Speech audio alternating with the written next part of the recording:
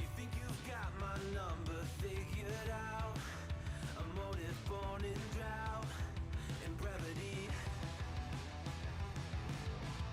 And if I'm not the soul of your design, I blatantly decline your remedy. Don't box me in, don't, or I'll leave. I'd rather be a dreamer, I'd rather be free, I'd rather be a leader, I'd rather be a queen, I'd rather be a singer in a trashy cover band. I'd rather be a closer, I'd rather be clean, I'd rather be a poser in a magazine, I'd rather be pretty much anything else than your machine.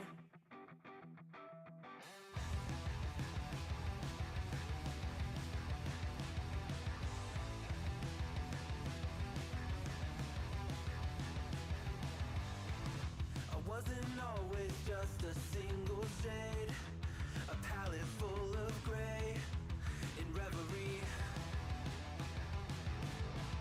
And I can burn it brighter than the sun. I have a golden gun inside of me. Don't box me in, don't, or I'll leave. I'd rather be a dreamer, I'd rather be free, I'd rather be a leader, I'd rather be a queen, I'd rather be a singer in a trashy cover band. I'd rather be a closer, I'd rather be clean, I'd rather be a poser in a magazine, I'd rather be pretty much anything else. And if I fall behind, ignoring all the signs, if I lose the fight,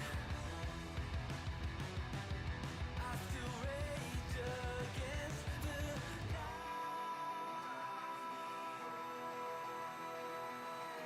Don't box I'd rather be a dreamer, I'd rather be free, I'd rather be a leader, I'd rather be a queen, I'd rather be a singer in a trashy cover band. I'd rather be a closer, I'd rather be clean, I'd rather be a poser in a magazine, I'd rather be pretty much anything else than your machine.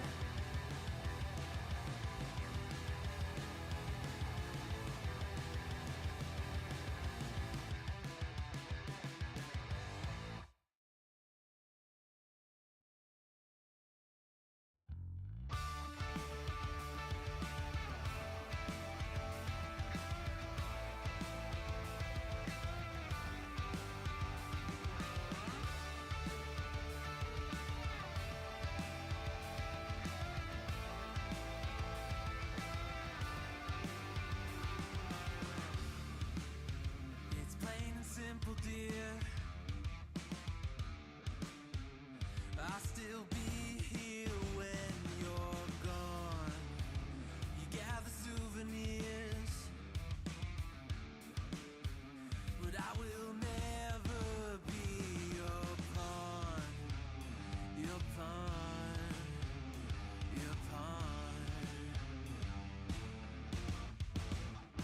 My love was in ever again. I lay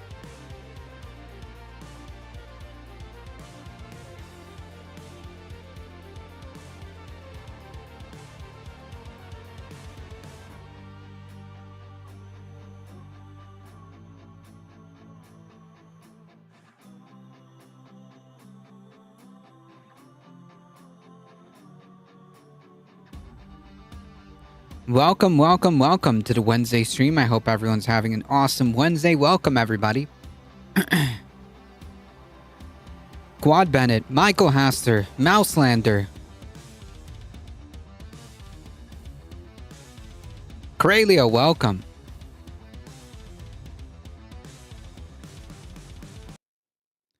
Late, yeah, I know. Echo Resto Dragon, welcome.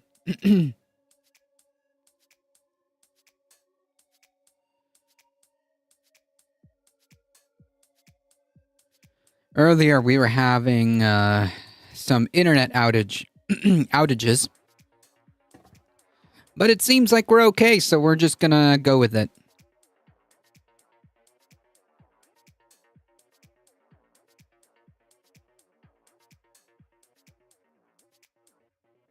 Hope everyone's doing all right.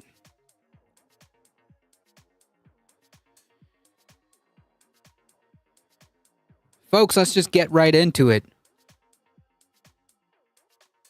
You see the article I posted? Scary stuff. Do me a favor and just copy paste that over here. I might have.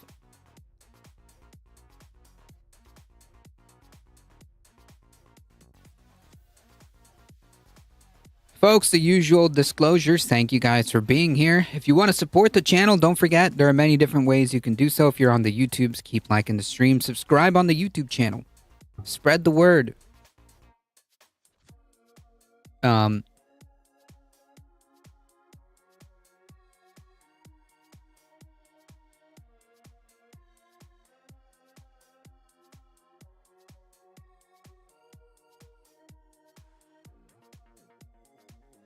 Did you see Trump literally said there are 3 million people over the age of 200 on Social Security? Yep.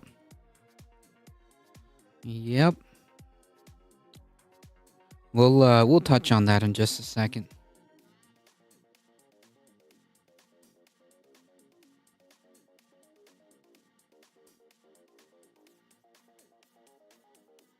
Is under 2 feet of snow. Jeez. Stay warm out there.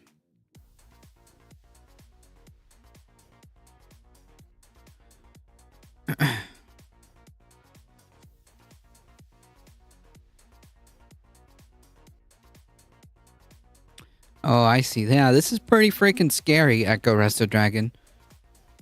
One of my coworkers tried to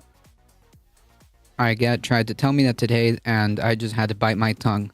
Yikes. Yikes.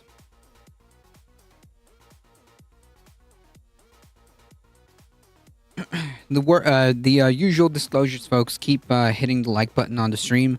Subscribe, spread the word. Join the Discord, folks. Subscribe to the Substack. A couple of you did, and I appreciate that. Thank you. Join the Discord to keep up with the channel.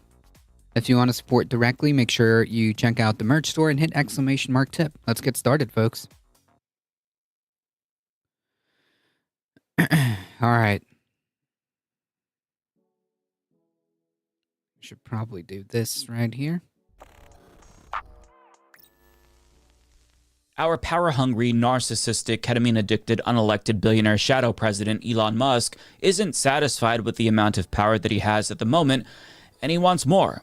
And if you'll recall, he spent nearly $300 million to buy the presidency and then quickly pivoted to the next branch of government that he wants to conquer, Congress. And he already captured control of half of Congress without spending a penny. As Alexander Bolton of The Hill reports, Republican senators are horrified at the prospect of facing a Musk-funded primary opponent. So just think about that. They all have fallen in line like good little stooges before he even spent a single penny. That is power.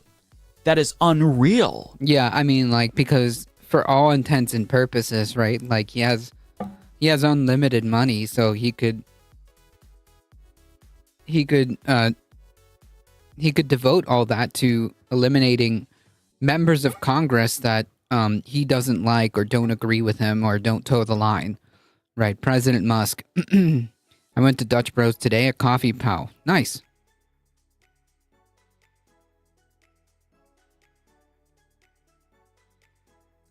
Coffee sounds good. Might have some later today. Getting an entire political party to bow down to you is a level of deference given only to dictators.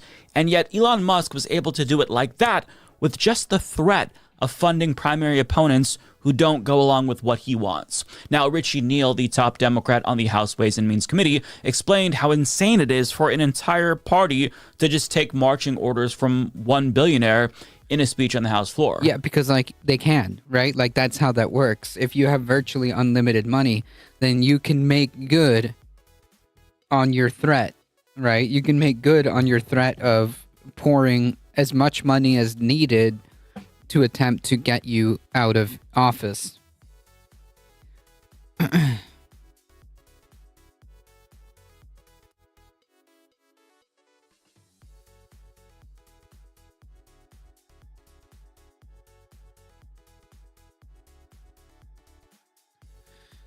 Yeah, I know things get that's an awkward situation to be put in there.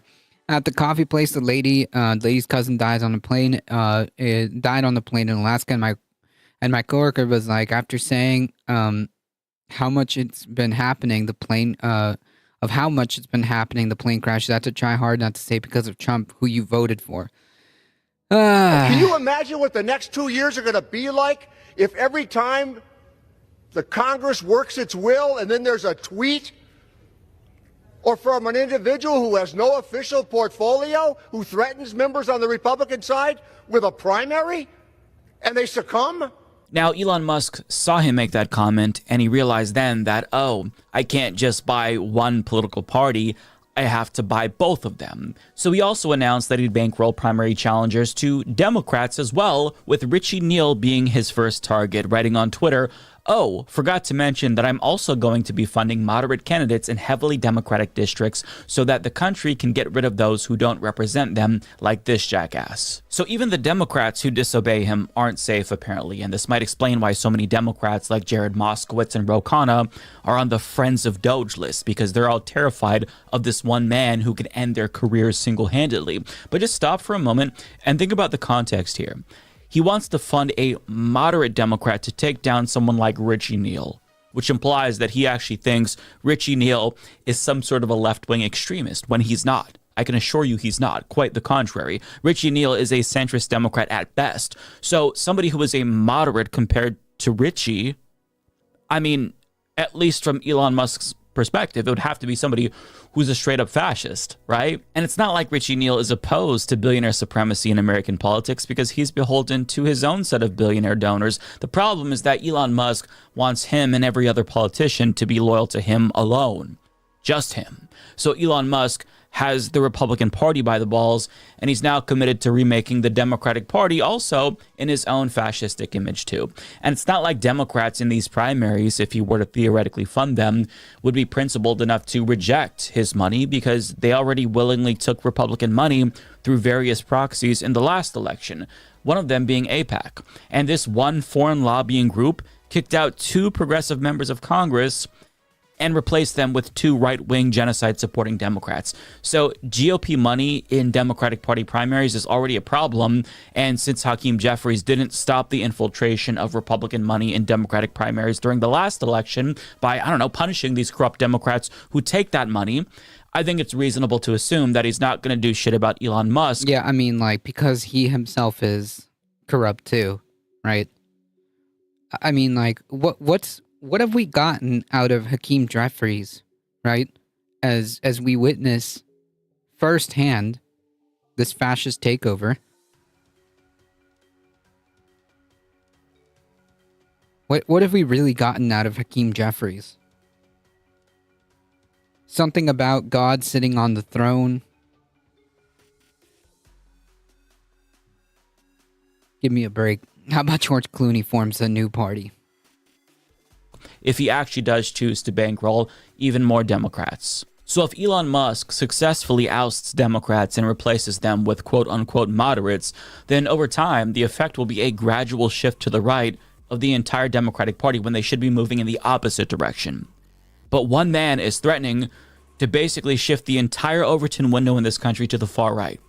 And to be clear, Elon Musk isn't the only billionaire that we have to worry about. As Open Secrets reports, the last election broke records when it came to dark money, and this graph illustrates how money in politics exploded following the Supreme Court's Citizens United decision. And to be clear, this money isn't just being given to Republicans, it's also being given to Democrats as well.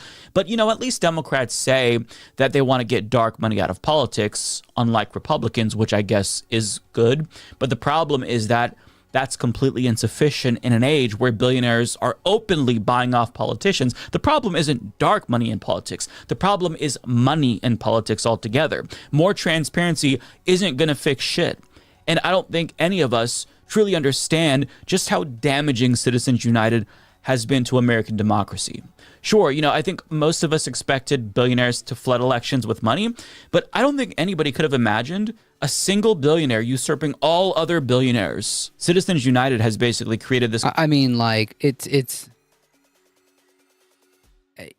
It's the richest man on the planet, right? He has hundreds of billions of dollars. Okay. Mouselander, even my cynical mind didn't think it was going to happen this fast. And here we are, being ruled by oligarchs and billionaires stink, so at the midterms of the next election, we still need a woman president. Well, we need to beat fascism. I don't care how it's done.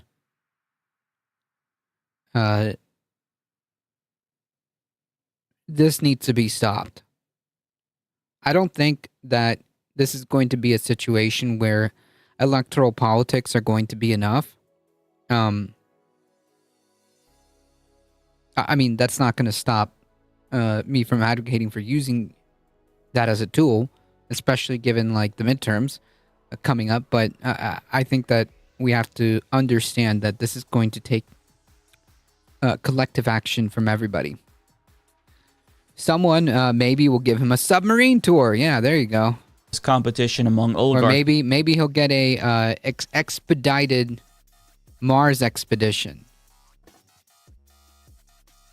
to see who can get the most power in our government. And other billionaires resent the fact that Musk beat them all to it. He is by far and away the most powerful billionaire in this country. And part of that has to do with the fact that he's so rich that other billionaires are almost poor by comparison, but other billionaires are taking notice of the power grab that Elon Musk did, and Silicon Valley oligarchs in particular communicated how mad they were that they don't have this much power to House Democratic Party leader Hakeem Jeffries in a private meeting with them where he attempted to mend the fences with them, and a donor advisor explained that these billionaires were considering jumping ship to the Republican Party since Democrats never let them have as much power as Trump let Elon Musk have. Quote, these donors are also pissed watching former and current colleagues have unlimited unchecked power and getting richer off of this, and they're not. So Elon Musk single-handedly kicked off a competition with other billionaires by changing the standard, by gaining ultimate supremacy within the US government. And rather than telling these oligarchs to eat shit, Hakeem Jeffries kissed their asses and groveled at their feet like a cuck. Because we no longer live in a democracy. It's gotten so bad that oligarchy seems almost preferable to whatever the fuck this is, where one billionaire has become the de facto dictator who's taken full control of 1.5 branches of government thus far. Yeah, thus far. I think Huxley's Brave New World. I honestly, I need to...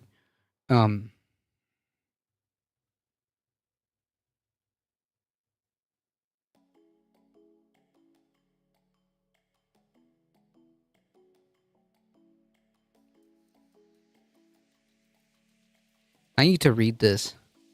I need to read Brave New World. There are no good billionaires. Correct. But, we haven't even touched on the third branch of government, which Musk has also... The judiciary, which also kind of doesn't exist right now because, the president is ignoring court orders, so... Welcome, Bipedal Meatbag. Yeah, there's no such thing as good billionaires. Set his sights on, the judiciary. So this is the one branch that is keeping his power in check, and he hates that. But in order to assume full control, of course, you've got to eradicate that threat as well, and that is exactly what he's planning to do. So he's called for the impeachment of judges who blocked Doge. He's proposed, quote, the worst 1% of appointed judges, as determined by elected bodies, be fired every year to, quote, weed out the most corrupt and least competent. And it's ironic that he's going after these judges under the pretense of democracy when we know it's because they're a threat to his supremacy. I mean, think about it. If we subject judges to elections like politicians, this is going to give billionaires like Elon Musk the opportunity to buy them off. And the idea behind judges being appointed in the first place rather than elected is to insulate them from political influences on the bench. So that way they're not making decisions based on whether or not it's going to help them get elected. It's not a perfect system, I'll admit that. But I mean, if you put their jobs up to a vote, that gives billionaires like Elon Musk the opportunity to buy them off, which is something that he's already trying to do with the judges that can be elected. Yeah, so like maybe just not have money in politics, right? Yeah, I'm good. I'm a good billionaire. I'm just broke at the moment. Yeah, temporarily embarrassed billionaire. As the Milwaukee Journal Sentinel reports, federal records show Building America's Future, an Elon Musk-backed dark money group, began buying TV time in Wisconsin on Monday. The ads are expected to be in support of conservative Supreme Court candidate Brad Schimmel, who is running against liberal Supreme Court candidate Susan Crawford in the high-stakes April 1st election. The conservative nonprofit has already purchased more than $670,000 of airtime for the next 2 weeks on TV stations throughout the state, according to the Federal Communications Commission. That includes $255,000 in the Milwaukee market, $136,000 in Madison, and $104,000 in Green Bay, plus lesser amounts in La Crosse and Wausau. In other words, he already bought the executive. He captured half of Congress without spending a single penny. Just the threat to primary incumbents was enough to get them to bend to his will. And now he's beginning his conquest into the judiciary as well. He is trying to take control of all three branches of our federal government. I mean, this is alarming, to put it mildly. And if he succeeds here, then within the span of just a couple of years, he could have dozens, if not hundreds, of minion judges across the country that let him get away with whatever the fuck he wants. I mean, he already is kind of untouchable as it is. He's unilaterally dismantling agencies that were regulating his companies as we speak, and he hasn't gone to jail yet. But I mean, if he has a bunch of puppet judges on his side too, then it'll virtually be unstoppable at that point and have long-term protection against lawsuits and regulatory threats, even when Trump is out of the picture. But he isn't there yet, and the judiciary is still a huge thorn in his side. And to show you what I mean, so Democratic attorneys generals have filed a lawsuit to stop Doge's illegal actions, arguing that it violates the separation of powers clause in the U.S. Constitution, which is obvious. And in response, Trump's administration claimed that Musk actually isn't in charge of Doge, despite what we've been told. But that begs the question, okay, if he's not in charge of Doge, then what the fuck is his role in this administration? And the bullshit answer that was given to us by the White House press secretary is as follows. So what is his role at Doge? Sure, I'm happy to clarify. Elon Musk is a special government employee here at the White House, serving at the direction of the President of the United States, Donald Trump. Elon Musk has been tasked with overseeing Doge on behalf of the President.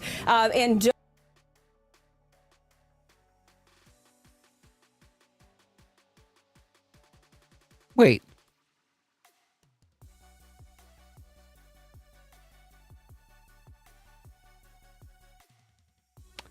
So he's in charge of Doge. He is in charge of Doge. He's overseeing it. Doge employees, Doge folks have been onboarding at respective agencies across our federal bureaucracy as political appointees, just like any other political appointee gets on board with the new administration with the changing of hands. And those individuals are helping the secretaries at all of our agencies that have been nominated and confirmed by President Trump in the United States Senate to cut waste, fraud, and abuse at these respective agencies. So that's the way Doge has been set up. And that's the way it will. Yeah, I mean, like, they're gonna keep hammering this this BS talking point about waste, fraud, and abuse. Like, you know, I don't think any member of the media should even be entertaining this, right? Like, I don't think at this point, like, any member of the media who is principled should be entertaining that this has anything to do with waste, fraud, or abuse, right? Like, and that's the same consistent message that these people are pushing, when in reality, it's not. It has nothing to do with that. His son might be. Ladybug, welcome. Continue to operate.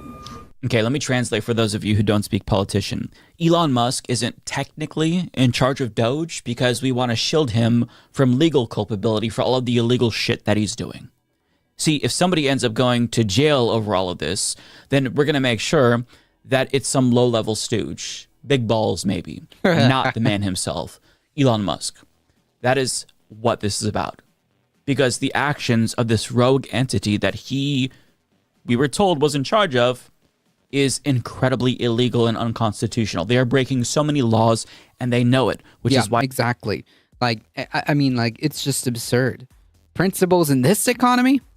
His son's official title is Human Shield. Elon has no business doing what he's doing. Correct. They're now lying. Like, you can't line item veto payments already appropriated by Congress. That is obviously unconstitutional, but he's doing that. Furthermore, you can't steal money from the banks of local governments, which is another thing that he's doing. As Brad Lander, New York City's comptroller, explained on Twitter, today it was my comptroller office that discovered that $80 million in already authorized, allocated, and paid federal aid was wiped from the city's bank account. Let's be crystal clear. This is highway robbery. Elon Musk, with no legal authority, illegally seized federal funds from New Yorkers. So basically, he's robbing banks now. He's stealing money out of bank accounts. He is quite literally taking money appropriated by Congress out of city bank accounts. He's not just canceling payments to them. He is taking the payments that were already dispersed out of their fucking bank accounts. Yeah, like straight to jail, dude. Right away. Right away.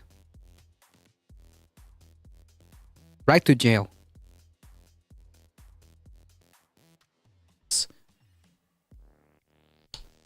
If this were anyone else, they would be locked up forever. But since it's Elon Musk, he can get away with it. And if somebody is ever held accountable for this, it's not going to be him. That's what the Trump administration is making sure of. Now, on top of that, he's also forcing department heads out of their positions, especially if they refuse to let him access their sensitive data. He did this at the Treasury, and he just breached the Social Security Administration after the commissioner refused to let him in because that's our data. He has no right to it. And any of the civil servants who refuse to give Doge access ends up resigning shortly after because they're being forced out for disobeying King Musk. It's an administrative coup, straight up. And all of this is fucking, like, to say it's illegal just doesn't feel adequate.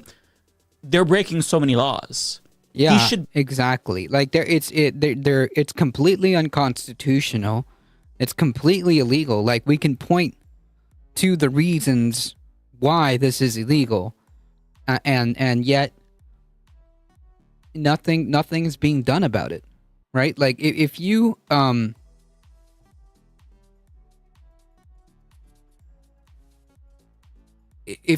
to hack into a government system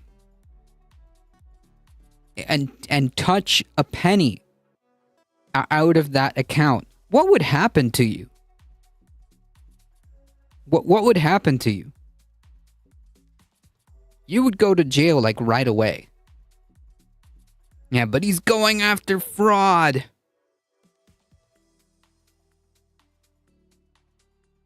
And by the way, like, this whole notion that Social Security isn't being touched is not true. Is not true.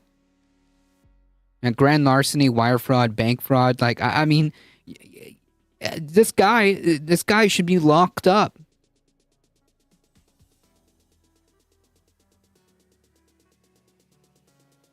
Be hauled away by U.S. Marshals right now and imprisoned. But that's not happening. The Trump administration is covering his ass, you know, favor for a favor. You help me get elected, then I let you do this. I let you ransack federal agencies and shield you from it. But I mean, this is why Musk is all of a sudden interested in the judiciary, because he knows that if he can buy off or intimidate judges, he's not going to have to worry about lawsuits or prison time for illegally seizing control of multiple fucking agencies. And the scary part is that he's trying to capture control of other governments around the world as we speak. I mean, he offered to bankroll the UK's far-right party, but they declined. They said they didn't want to take money, which, I mean, at least good for them for now for rejecting that. But he's also propping up the AfD party in Germany, which is a neo-Nazi party. He wants to install fascist stooges in governments around the world to serve him and his corporations. And as he comes closer to reaching trillionaire status, his ability to achieve that goal is becoming more realistic. So a decade from now, we may look back at this moment nostalgically, because by then he could be as close as we've ever come to emperor of the world. Like, that's what we're talking about here. And I'd be remiss to not touch on one more unofficial branch of government that he's also targeting. The press. The media. Yep. Now, the media is in theory supposed to be an unofficial fourth branch of government. It acts as a check on the powerful. Unfortunately, the media these days just acts as stenographers to power more often than not. But as bad as it already is... Yeah, and it's really because there's no, like... There's no real, like... There's not a lot of independent media that is legacy media. It's all based on profits, right? Like, all these legacy... media outlets, they're all just based, they're all run for profit. So therefore, actually, they say they're a news network, but really, as we know, anything that's a private entity has only one purpose, has only one goal, and that's to generate profit. The whole news thing is kind of secondary. Elon Musk is desperate to make it even worse. So, as you all know, he bought a massive social media company, Twitter, and now he's boosting his posts and censoring his critics, including journalists, and he's used his wealth to sue media companies into silence for criticizing him. Media Matters, for example, was forced to lay off multiple staffers to defend themselves in court after he chose to sue them because they published a report about the proliferation of hate speech on Twitter. And this is not the first time that he's done something like this. Rich people are throwing around money to silence critics. But when he's not threatening journalists with civil litigation, the rest of the media is responding by covering for him or doing straight up propaganda for him. To give you an example of what I mean, the Washington Post rejected a wraparound advertisement calling on Donald Trump to fire Elon Musk because apparently that's too beyond the pale. And CNN thought that it was a good idea to platform Republican Tim Burchett to defend Elon Musk's illegal actions at Doge, as if it's even debatable. And that went about as well as you'd expect it to go. But why don't you have those questions as a member of the oversight committee? How long till all of Elon's companies get tax-exempt status? Huh. Oh, yeah, not like he pays taxes anyways. If a Democratic administration was doing this, would you not be asking questions? And the questions are being asked, ma'am, but I want you to look at these I'm guns not hearing behind them me. from you. Those are Japanese. Those are Japanese rifle that, guess what? My dad was 21 years old when he killed the people that carried that. You all don't question the fact that, you know, we these 22-year-old people are the ones that fight our dadgum wars, but yet there's a when they difference do between something else, members of the want to greatest attack generation them. going You're to wanting foreign, attack risking their youth. life to serve our country, and young staffers going in with their computers and trying to get access to personal data. There is a big difference, but I want to follow up here. I just want to follow up because I think that... What? Is he serious? Like, I didn't understand what that was. That was kind of awkward. But is he seriously comparing the little, like, Groyper Brigade? The little Groyper Brigade? Comparing them to, like, the people that fought fascism? That is actually insane. This is an important question. You won't answer your own questions, ma'am. We've been covering at length salaries. Where the money is No, going you to. haven't. You all y'all do is run down. Yeah, like, I don't even know, like, why you would even talk to these people.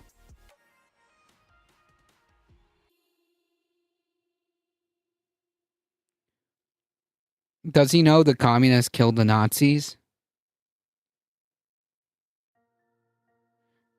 I don't know.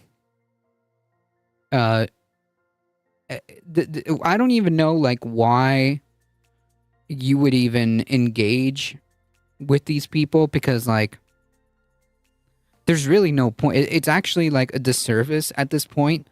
At this point in time, like the only thing that the media should be focused on is conveying to the public, because this is true, as their job is supposed to be to speak truth to power. The only thing that the media should be doing is conveying the severity of the situation to the public 24/7, right? Like they need to be running segments constantly about what it means for these people to be in the Treasury and other departments, what it means and why it's illegal for, why their actions are illegal, and explain this to the public 24/7, like nonstop, okay? That's what should be happening. Never mind trying to speak to these clowns. There's literally no point. Elon Musk and Donald Trump, and you continuously do this, and that's why your ratings are in the tank, ma'am. You All right, Congressman Tim Burchett, we're going to leave it there. I do appreciate your time coming on and having this conversation. Thank you very much. Hey, CNN, here's an idea. Why don't you stop inviting these charlatans on your show? You are never going to hypocrisy burn them. You can't shame the shameless. Just stop bringing them on your fucking shows. That time could have been spent talking to a constitutional scholar or a political scientist or an attorney general suing him. But you're platforming people who are defending the indefensible. Yeah, so like that's basically what I'm thinking, because like there's really no point. There's really no point in having these people on. There's no point in talking to these people as members of the media, the press, journalists, pundits. The only thing that they should be doing is emphasizing and conveying the severity of the situation to people 24/7. Bring in constitutional scholars. Explain to people constantly why this is incredibly dangerous, why this is incredibly concerning, why this is unprecedented. I mean, like, I don't think that the broad general public really understands what's going on here. And in platforming these goons, you're making it seem as if there's a debate to be had about whether or not his actions are illegal, when that's not debatable. They're illegal. But I mean, compared to Fox News, CNN looks like journalism par excellence, because Fox platforms Musk himself and lets him gaslight Americans with no pushback whatsoever. So let's listen. Now you're going to rescue astronauts. And now, and again, you do all of this. I would think liberals would love the fact that you have the biggest electric vehicle company in the world. Yeah, I mean, I used to be adored by the left, you know. Yeah, not anymore. Less so these days. He killed that, huh? I mean, less. I really didn't. Well, I mean, this whole sort of like, you know, they call it like Trump derangement syndrome, and I didn't, you don't realize how real this is until like you can't reason with people. So like I was at a friend's. There's nothing to reason. You're the unreasonable people. Like this is the kind of stuff that like literally has me questioning my own sanity, right? Like, what are you talking about? You are the unreasonable. This is wild, and the fact that like you think there's no reason why the left would like you at all, regardless if you're the biggest manufacturer of electric vehicles or not. You are an oligarch. By definition, you are not liked by the left. Like, why would the left be interested in an oligarch? Birthday party in LA, just a birthday dinner, and everything was like a nice, quiet dinner, and everyone was behaving normally. And then I happened to mention, this is before the election, like a month or two before. Yeah, and he's a Nazi. They mentioned the president's name, and it was like they got shot with a dart in the jugular that contained like methamphetamine and rabies. Okay, and like, wow, and I'm like. Yeah, he's just describing his own ketamine freaking effects, I guess. Remember, every accusation is just a confession. Guys, like you can't have like a normal conversation. Yeah. And it's like it's like that they become. I'm glad people are vandalizing Teslas. I personally don't care for Teslas. Like, look, the guy's a freaking Nazi, and you know. Oh well, Stop supporting Nazis, I guess. Completely irrational. Okay, first of all, the main problem is you, fucko. Trump is a dangerous fascist, but at the moment it seems like you're the one who's pulling all of the strings and doing the most damage. And Kyle Kalinske made such a good point. He said that basically Elon Musk is everything that Republicans said George Soros was, but worse. And what we're seeing here from Elon Musk is right, because like that's the thing though. Like when conservatives talk about George Soros or whatever, like they're not actually trying to address the issue of like a incredibly wealthy person affecting politics. That's not what they're talking about. They're just saying Jewish people.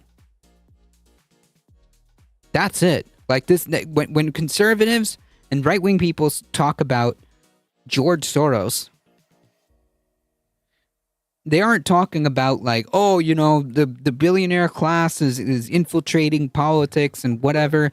And no, because like obviously the right wing has a ton of billionaires, and you can't really you can't really get them on that because that's not what they're talking about. They're just talking about Jewish people. Because he's trying to frame opposition to him and Doge as Trump derangement syndrome to make it seem as if the real issue is irrational hysteria over Trump, which implies that none of us would be concerned with what he's doing if this were happening under a different administration, but that's horseshit. Winter has arrived in Gaza. The nights are cold and thousands of children have nothing to protect them from the harsh winter, but we're here to help. No child should face winter without warmth. It's so freaking That's why sad, we've man. brought coats, simple but life-changing. 500 coats delivered today. Each coat means a child can walk to school, play. People are right to be concerned about the richest man in the world, who happens to be a Nazi, who wasn't elected by anyone, remaking our entire government to the benefit of his multiple corporations. I mean, if they haven't accused you of having Trump derangement syndrome, that tells me that you're not paying attention and you're not doing enough to speak out. But to be clear, ignorance and stupidity aren't the only issues here. The problem is that there's a sizable portion of the population in America that has been brainwashed into thinking that late-stage capitalism is good. And they've waged information warfare on the working class to dupe them into thinking that a government by and for the rich is actually a good thing, because either that wealth is going to trickle down to them at some point, or one day when they're billionaires, you know. Yeah, temporarily embarrassed billionaires. Yeah, I mean, like... Okay, I'm back at a phone appointment talking about President Musk. Yep, President Musk.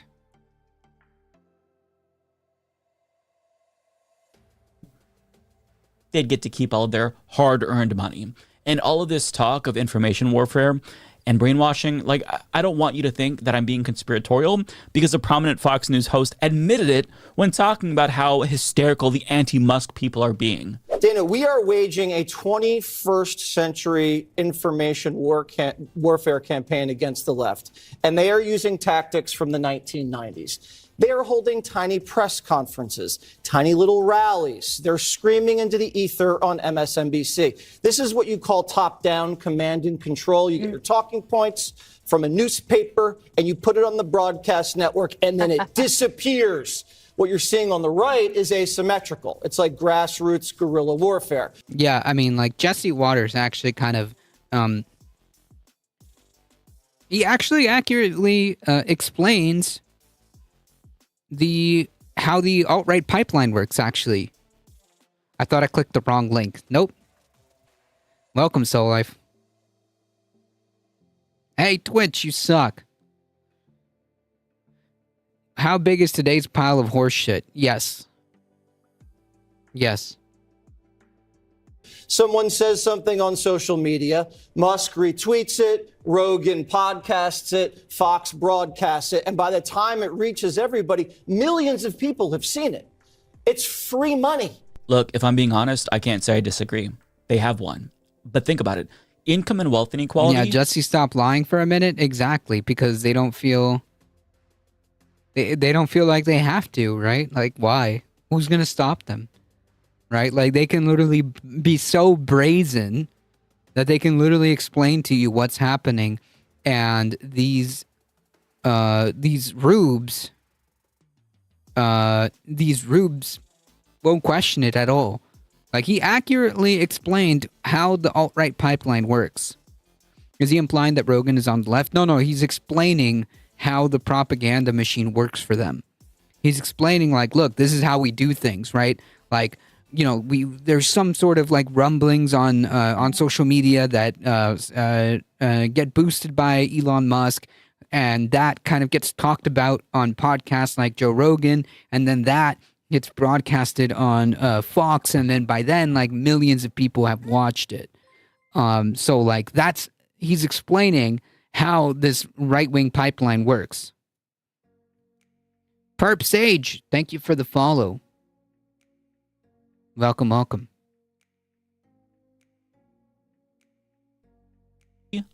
Has surpassed Gilded Age levels, yet we have millions of Americans idolizing billionaires like Elon Musk because they all think that they're temporarily embarrassed billionaires themselves. They actually think that they can be rich too, when that's not going to happen, right? You're idolizing people who are fucking you over if you think this guy is a good person or somebody. I mean, like, this is like thinking like, oh, you know, I saw like a couple people walk out of the casino with like a ton of money, and I'm gonna do that too, and they end up losing the house. To look up to.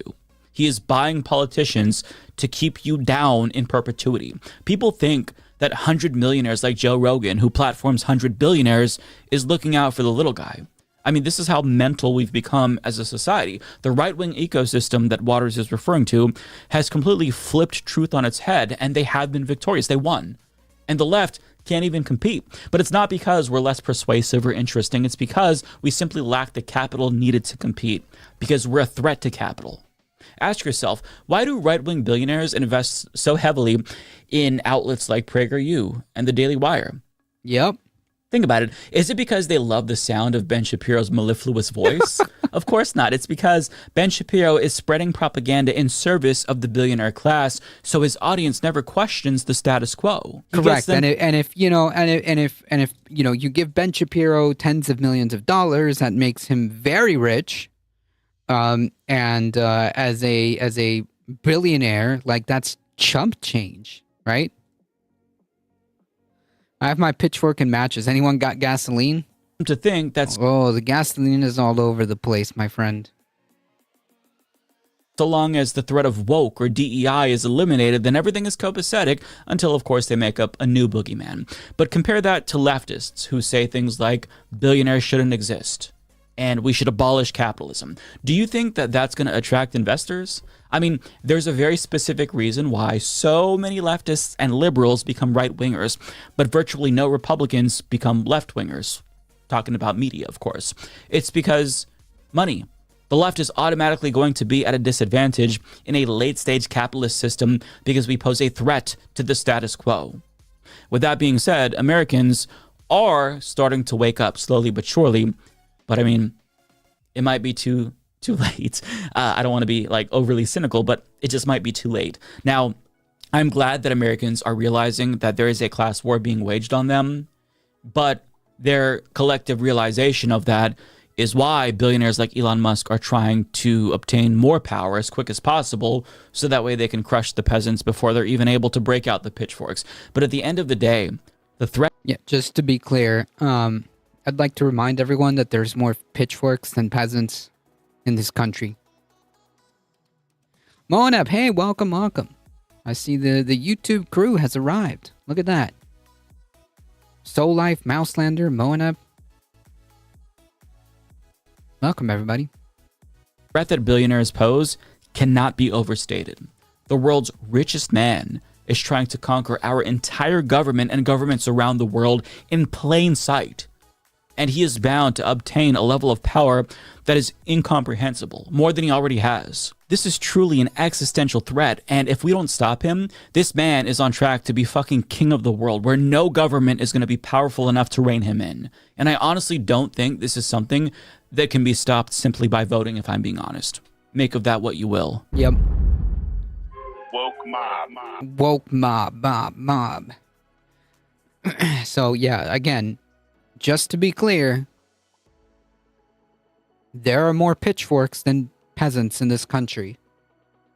And if there are no checks and balances being done, fundamentally, democracy is not happening.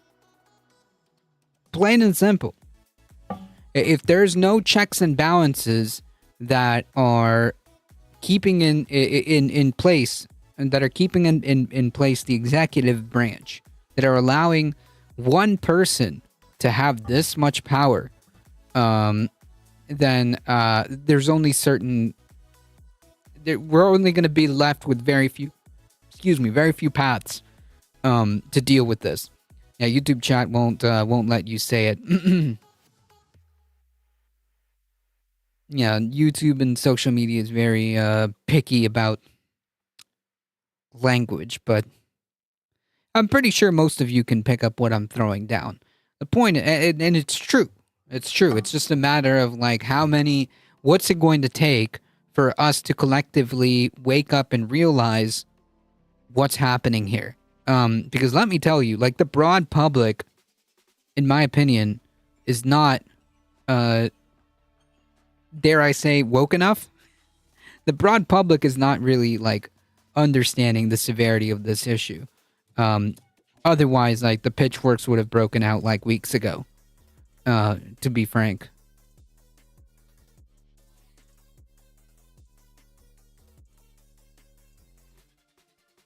I guess it was last week at this point, AOC did a webinar informing people in her district and broadly of their rights if ICE comes knocking and tries to deport one of their family members or friends. And this caused a mass freakout on right-wing media. It's life into their psychosexual fixation with Alexandria Ocasio-Cortez.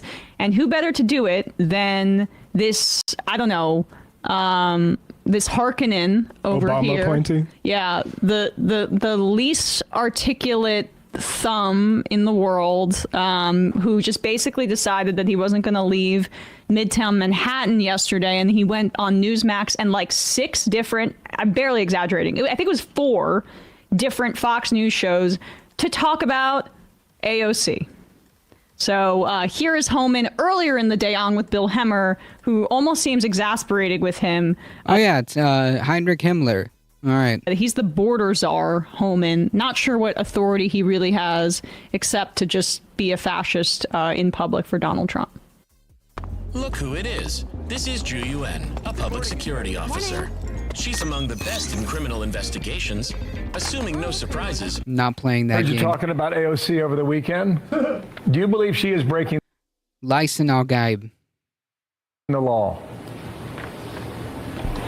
I'll leave that up to DOJ. What I find disturbing is that any member of Congress wants See, to Kyle. educate people how they evade law enforcement. You can claim you're educating those constitutional rights. Okay, you can keep that claim.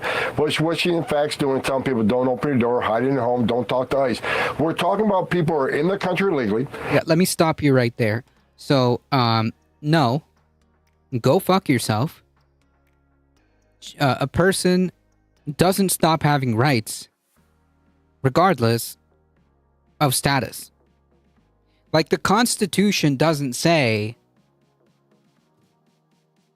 if you're a citizen, then you are afforded these rights. The Constitution is literally like, it's called the supreme law of the land. It applies to everybody, right? That's why people have, regardless of status, that's why they go through due process. That's why there are trials. Even if an undocumented person commits a crime, they still go through the process because they're fundamental. Like the Constitution says, this is the law of the land, the supreme law of the land. It's not the supreme law that governs American citizens. Hopefully having less rights now than they did when they were born or when their parents were born, and being lucky to get by check to check will open some eyes. I see Trump blaming Biden for eggs. Yep. A mealy-mouthed fascist. Welcome, Dan, anonymously. Committed a crime. They're a public safety threat. They've been convicted of serious crime. That's actually bullshit? Question mark? Like, them being here is not a public safety threat, okay? Like, brown people are not a public safety threat for the sake of them just existing, okay? And this talking point that they keep pushing about, like, dangerous criminals is just not true. Look at the percentage of people that are getting deported. Look at the percentage of people that are going to Guantanamo Bay. Like, God knows what's going to happen to those people, okay? Because we don't know. The first flights to Guantanamo Bay have already happened. Does anybody know what's going on in there? ICE is a public safety risk, correct. ICE is literally like the Gestapo. And this guy right here is Heinrich Himmler. And they've been ordered removed by a federal judge. So it's like AOC and others don't want ICE to enforce the laws that they enacted. She's a member of Congress. Let us enforce the laws you enacted. That's what we're supposed to do. You can't go after her. Do you think others should? Crazy question. No, I think I've asked DOJ, where's that line of impediment, of interference? And now if someone stands in your way, prevents you from arresting somebody, put your hands on it, that's impediment. What? But what line is telling people to hide from ICE, not open the door? That's literally what you would tell normal citizens anyways. Do not open doors for police, okay? At all. Do not talk to police.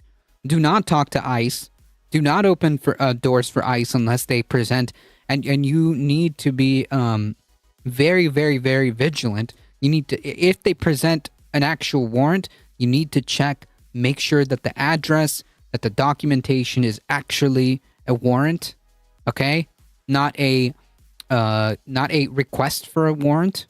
Like, actually read the documentation, but do not let law enforcement in until it's been confirmed that they have the actual like authority to go in and search. Yeah, so do not talk to cops. Do not open the door for police or ICE. And undocumented immigrants do have rights, regardless of what this absolute disgusting fascist ghoul says. Undocumented people have rights. Not to mention they've already arrested citizens. Correct.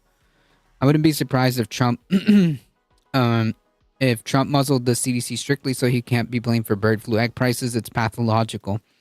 Just a friendly reminder, every day is STFUF, exactly. Where do you cross that line on impediment? So I've simply asked the Department of Justice, give us that line. You have talked to them about this. That's what you're saying? Yeah, what he's saying is like he wants to... He wants...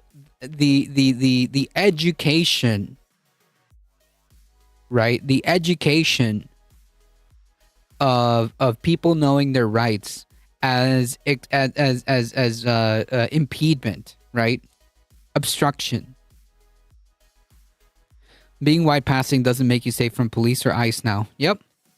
Absolutely. Wow. We'll see where that goes. Tom Hellman, I'm out of time. Wow. We'll see So where that this goes. is him saying essentially that he is directing the Department of Justice to look in one of Donald Trump's political enemies because AOC dared to have a webinar where she just explicitly delineated people's Fourth Amendment rights that prevents unreasonable search and seizure. I want to make sure that I have the exact wording correct. Yes, the Fourth Amendment of the Constitution is the right of the people to be secure in their persons, houses, papers, and effects against unreasonable searches and seizures shall not be violated, and no warrants shall issue but upon probable cause supported by oath or affirmation, and particularly describing the place to be searched and the persons or things to be seized. So that does require specificity about the warrant. Now, the Supreme Court has eroded this right over and over again, but you can, I mean, as the Trump administration flagrantly violates the law when there are judges telling, say, like... Yeah, reminder. Mark and Craig, Pop Brothers at Law. We've been warning people, if you are working for an unlicensed dispensary, an illegal dispensary, and it gets raided, you need to shut the fuck up. If you shut the fuck up, you have a good chance that we can make the case go away. Case in point, 3 employees of an illegal shop were busted during a raid. 2 of them said, oh, I'm just volunteering here. The third guy shut the fuck up, and the DA did not prosecute the guy who shut the fuck up. They can't prove what you were doing there. If you're a customer, patient, walked in to go to the bathroom, they don't know. You got to shut the fuck up, and it's Shut the Fuck Up Friday, so review the script. What do you say when the cop first pulls you over? Why'd you pull me over? And when he keeps asking questions? Not discussing my day. and they ask more questions. Am I being detained or am I free to go? And if detained, what do you say? I invoke the Fifth. And then what do? You shut the fuck up. Shut the fuck up, Friday. Never answer questions when the cops ask. Have safe holidays. Yeah. Cops are not your friends, folks. Cops are not your friends. They're not there to make small talk. They're there to find information for you, on you. Elon Musk that he has no right to access this Treasury Department's most private information, and they're just doing it anyway. Now Holman is going to go on TV and say that he's directing an investigation by the Justice Department that's now currently extorting the mayor of New York City to enforce their immigration policies and raids. He's saying, well, because this congresswoman from the same city isn't abiding by what we want, well, we'll drop prosecution in one instance because we can force the guy to do what we want. But in the instance where this congresswoman is not abiding by what we want, yeah, we're going to try to prosecute her. That's basically what he's saying. I mean, the administration fully hasn't said it, but he's the border czar. He's a representative of the administration. He was on CNN saying the same thing. Here he is on Newsmax, you know, with his opinions about her intelligence. It's so... I never thought of that. Dispensaries don't issue paychecks, do they? Unclear, actually. Eat the rich. Weird. This guy? How this guy who sounds like a bulldog that's been like inbred for 30 generations trying to breathe. Okay. Yeah. Yes. This Rhodes Scholar says he does look like he's wasting away, which is something we can all celebrate. Yes. I mean that would be nice. I would like to see that happen, maybe on air live. Of course he's calling her dumb here. That's what you do when you're you got to. Okay, everyone is trying to come up with crazy ways to skip ads. Like, chill, guys, just download Pi. This Chrome extension takes... Put down a strong woman. Well, first of all, I think she's, I won't go after her on Tom, please do. Say what's on your mind. It's a holiday. Look, she's the dumbest congresswoman ever elected to the Congress, and she proves that every day. And You're slurring your words. I can't believe any member of Congress, Republican, Democrat, Independent, would want to educate criminal illegal aliens who are in the country illegally, been convicted of a violent crime, and have been ordered removed by an immigration judge after due process. What is going on here? Oi, are you good, fam? Dispensaries around me take debit and credit. uBlock Origin extension, no more ads. That's always a tell when they have to lean on the been convicted of a violent crime thing, because we know that's not who they're going after. They think this Nazi here thinks that being in this country undocumented is the violent crime. It's violence against whiteness. Right. And the Fox News, like he says, Hammer said, do you have anybody else going after her? That is a very dangerous thing to say in this country when Congress people have been shot up by the right wing on that. And Gabby Giffords was shot by a right winger. What was that, 10 years ago? Exactly. And here's something for all the Nazis who think like this Holman guy has something to say. Undocumented people have rights, you stupid assholes. They have rights. Yes, they do. And to bolster Matt's, they have rights, same as anyone. Immigration laws are civil infractions, not criminal. You're not getting arrested for a parking ticket. Finish what he has to say, and then I want to bolster Matt's point about who's actually being detained right now by ICE. Violent crime, and have been ordered removed by an immigration judge after due process at great taxpayer expense. You got to. So, like, due process, right? How does that come about? Like, this is how, like, absurd it is, right? Like, he's talking about due process. Hey, asshole. How do you think due process is spelled out? It's in the Constitution, dude. Is it me or is the sound cutting in and out? I'm not sure. Anyone else can confirm? It could just be like this Newsmax segment, but yeah. The congressman or congresswoman does not want ICE to do the job that Congress has mandated them to do and funds them to do. I cannot believe that this person has such little self-awareness that he just called her dumb. I mean, I can barely understand what Humpty Dumpty is saying here, but called Radical by Mao. This came out on Friday. This is actually a great. This is some of the folks over on Substack are doing really good work on immigration, because a lot of our mainstream media is not touching this, and they're just regurgitating the criminal talking point that Matt just alluded to.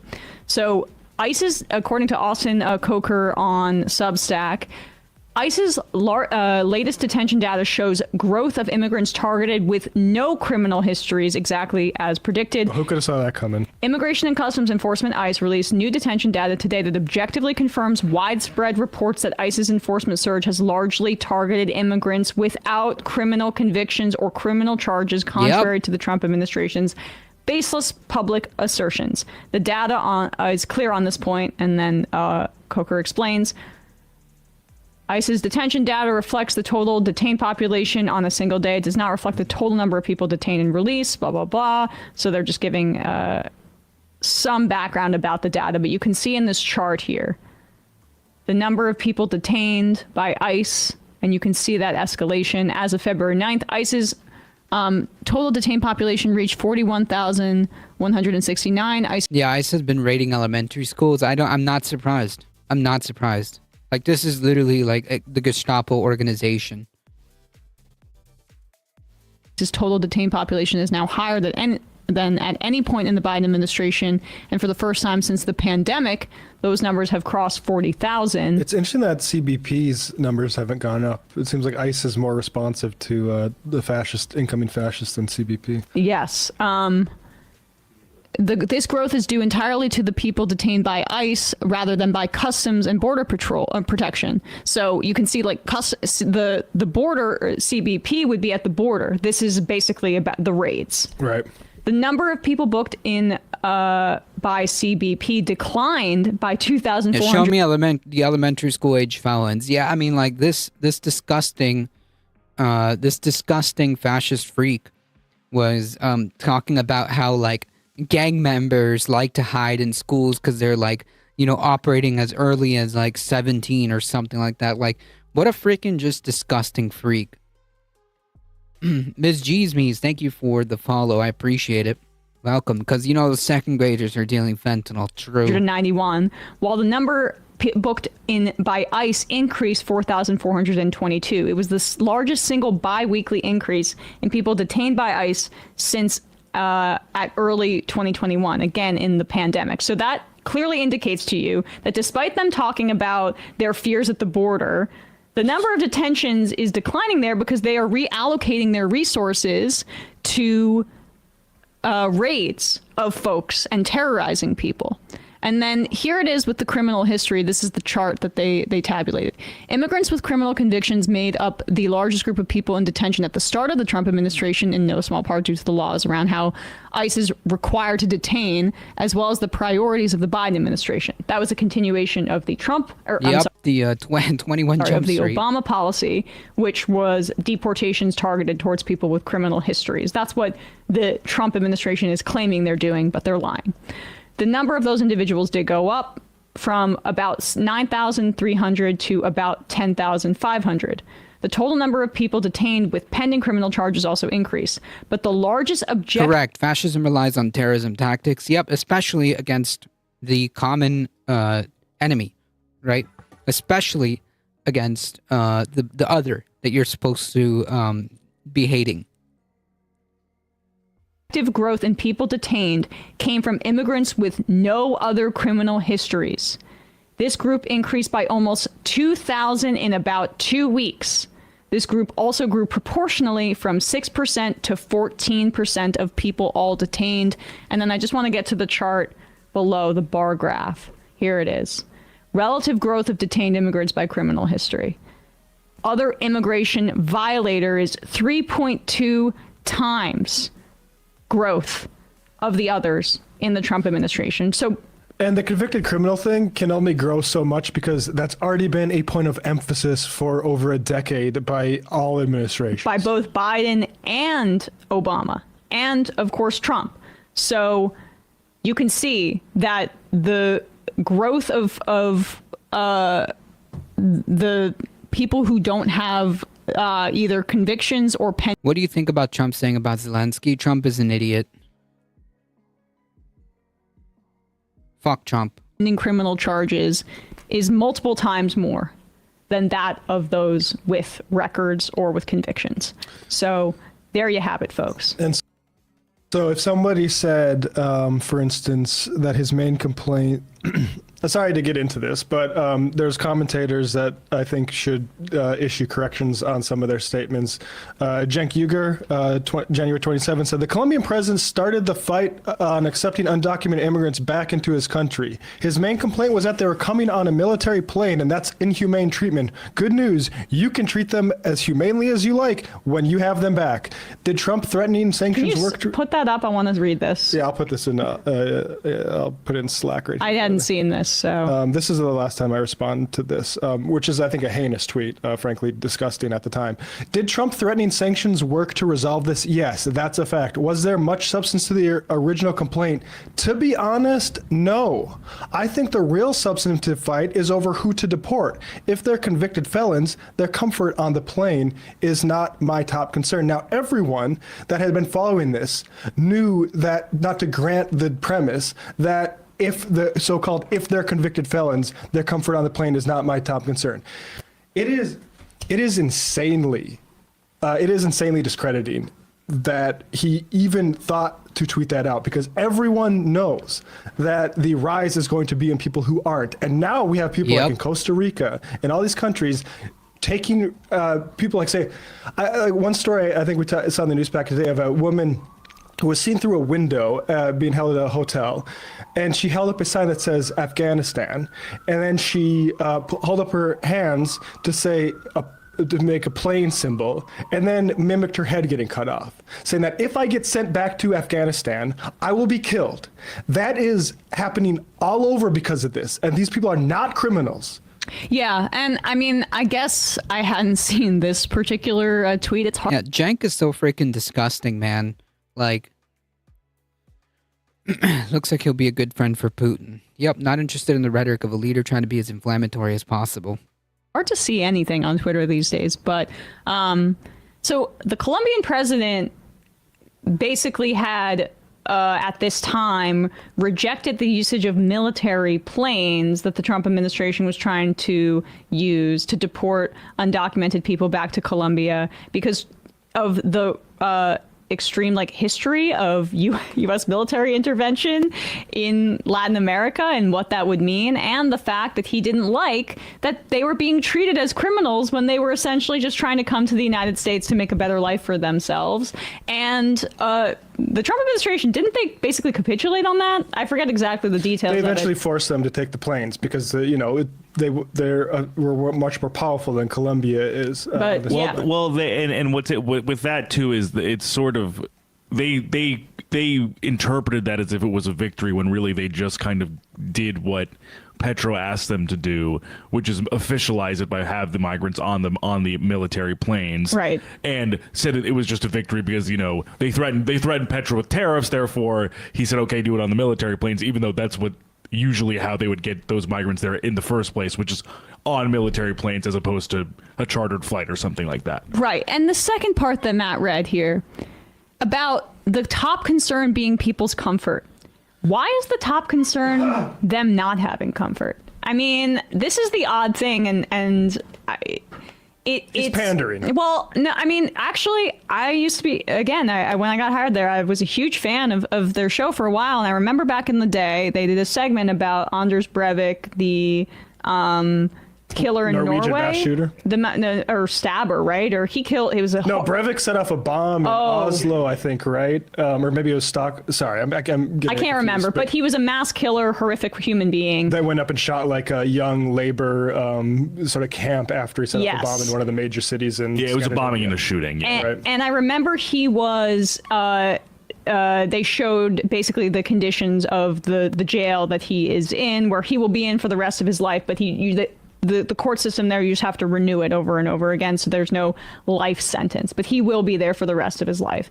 And the fact that he had a TV and like it looked like a dorm, as they do all across many, prisons in Scandinavia.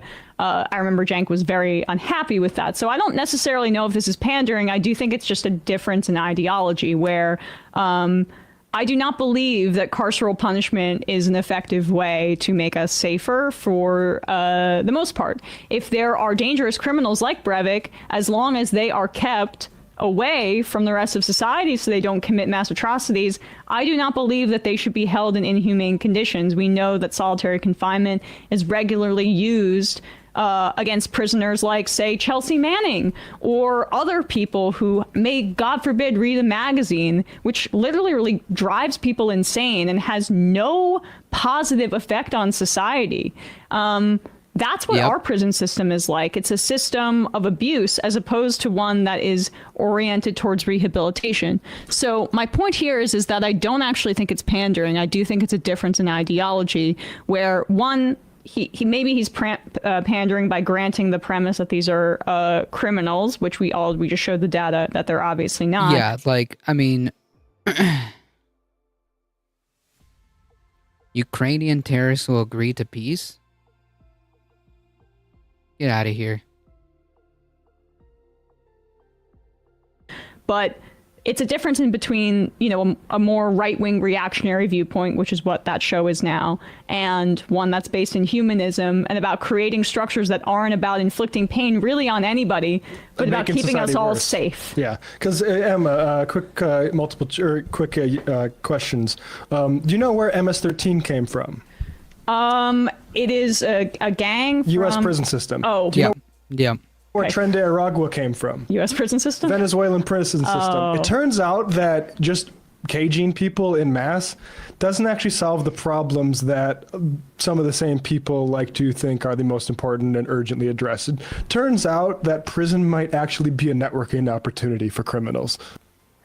Yes, I think that's kind of well established, but people pretend not to care because they like the punishment aspect. Exactly, and also there's an sick. audience ready for sort of pro-mass crime stuff, which we've witnessed even before in so-called independent media, investor-taking media, and the mass media. They love to lead with this. Oh, brother, it's not the Ukrainian government that has been bombing the Donbass since 2014, right? This is the world's smallest violin, bro. Okay? This is the world's smallest violin of me not giving a fuck about, of me not trying to kowtow to a freaking authoritarian thug like Putin, okay? Like, invasion of Ukraine was not okay. It's still not okay. It will never be okay. These sorts of stories. Well, let's take a call, and then I wanted to do this federal worker story, which is really important, but I've had some folks on the line for a second. Calling from a 585 area code. Who's this? Where are you calling from? Hi, is this me? This is you. Hi, this is Brandon from Rochester. I called in before, I think, and at the time you suggested, or I wanted to debate Sam before, and you said you could take down my number to greenlight that. I'll probably call back in later in the week if you're still open for that. He's not here this whole week, but you can call in next week if you want to debate him in particular. Sure. Yeah, I'll probably do that. All right. Sure. And besides that, the only thing that I knew that I don't know if you guys heard, I don't think I heard you read him today, but ExpressVPN is unfortunately owned by Cape Technologies, which is a technology firm owned by Teddy Sagi, who's an Israeli billionaire who made most of his money by founding a gambling software support company. So, okay. Unfortunately, he owns shit tons of stuff. I didn't know it, but my VPN, who's a different provider, which I thought was decent, is also owned by him. So he owns loads of shit. Okay, well, we're writing that down now, and we'll make. Well, that sucks. Make sure to flag it. Thanks for letting us know. Yep. Cool. Appreciate it. Thank you. I mean, generally when it comes to that stuff, it's less about the nationality of the people than if they're on explicitly the BDS boycott list. Yeah. To be honest, that's kind of the guide that we use, but this is a little above my pay grade, but we did write it down. Or if they're, yeah, I mean, I'm pretty sure actually the West Bank making company, the West Bank linen company was actually on the BDS list. Yes, that's why we said no to them. Ryan and Callie, Anders Breivik's cell is better than my apartment, but as long as he's unable to murder children, I'm okay with that. Right, exactly. Dave from Jamaica. I really wonder why anyone would want to debate Sam. I'll be honest. I don't know, humiliation fetish? Jank, like a lot of people, confuses toughness with effectiveness. Portland Pete, also someone being a convicted felon doesn't mean it's okay to treat them poorly. Democrats get way too excited about making bad people suffer. It's wrong. Oh yeah, remember how people thought the calling Trump a convicted felon thing was going to work? Did that work? Yeah, it didn't work great. Didn't do nothing. Jerry at the beach, this Tom Homan guy looked like he shit on the television today, slurring his words, bald head, looking extremely thumb-like, very, very disrespectful. Company Townie, it's wild to call AOC the dumbest person in Congress when Boebert and MTG exist. Yeah. True. Looks like Droopy Dog. He does. He does look like that. Teacher Dan 20, my grandfather had a cleft palate in his face. His upper lip looked a lot like that, even worse, and his voice sounded a little like that, even worse. I have no doubt this guy is an asshole, but don't pick on the way he talks. The Homan have a cleft palate? I don't notice that. Beg to differ. I'm sorry. This was the same thing. Yeah, he was probably drunk because he doesn't talk. He just literally in that same segment, in another interview, he was not talking like the way he was here.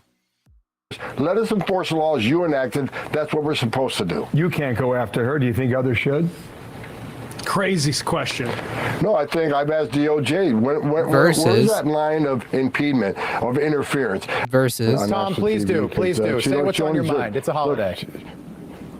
Look, she's the dumbest congresswoman ever elected to Congress, and she proves that every day. And You're slurring your words. I can't believe any member of Congress, Republican, Democrat, Independent, would want to educate criminal illegal aliens who are in the like Christian society. I mean, it's very... He was supposedly saying it to Elizabeth Warren. It was 2020 as I just think it's Build Back Better, $1 trillion. How more limited DSA Aaron in Atlanta, Rashida Tlaib and Ilhan Omar are even better than AOC.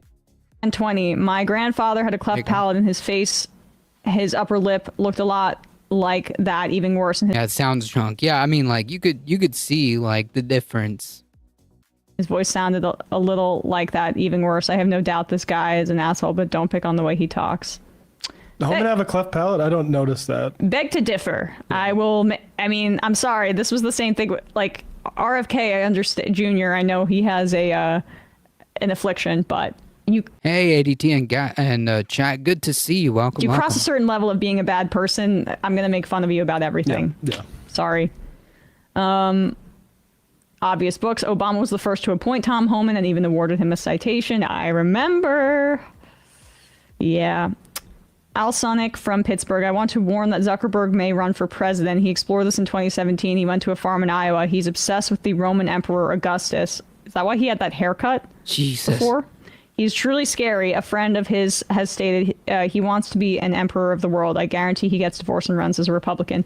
He definitely seems like he's getting divorced, but he's arguably more uncharismatic than Elon Musk. Wait, who are we talking about? Yeah, Zuckerberg. Zuckerberg is not going to be the nominee for president. DSA Aaron in Atlanta, Rashida Tlaib and Ilhan Omar are even better than AOC, but they are more brown, so it could never happen. Well, also, Rashida Tlaib could run, but Ilhan Omar was not born in the United States, so she can't run for president. Indiana voted for Barack Obama. I think people need to stop overemphasizing things like women can't win or brown people can't win in this country. I think it's somewhat self-defeating. Yeah, I wouldn't say women can't win. But I would say that Anodyne, new stream, who dat? Listen, don't report me, okay? Don't report me for stealing content. I think it's important to recognize Sam does not need to know about any of this, okay? This is just me, myself, and a small operation, okay?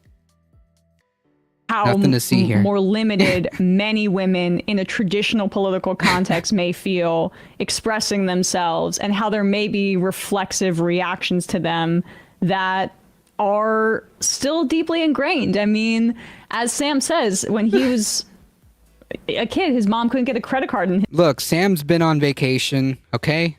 It is what it is. DMCA is on the way. Oh, no. This isn't Studio B, allegedly. His name.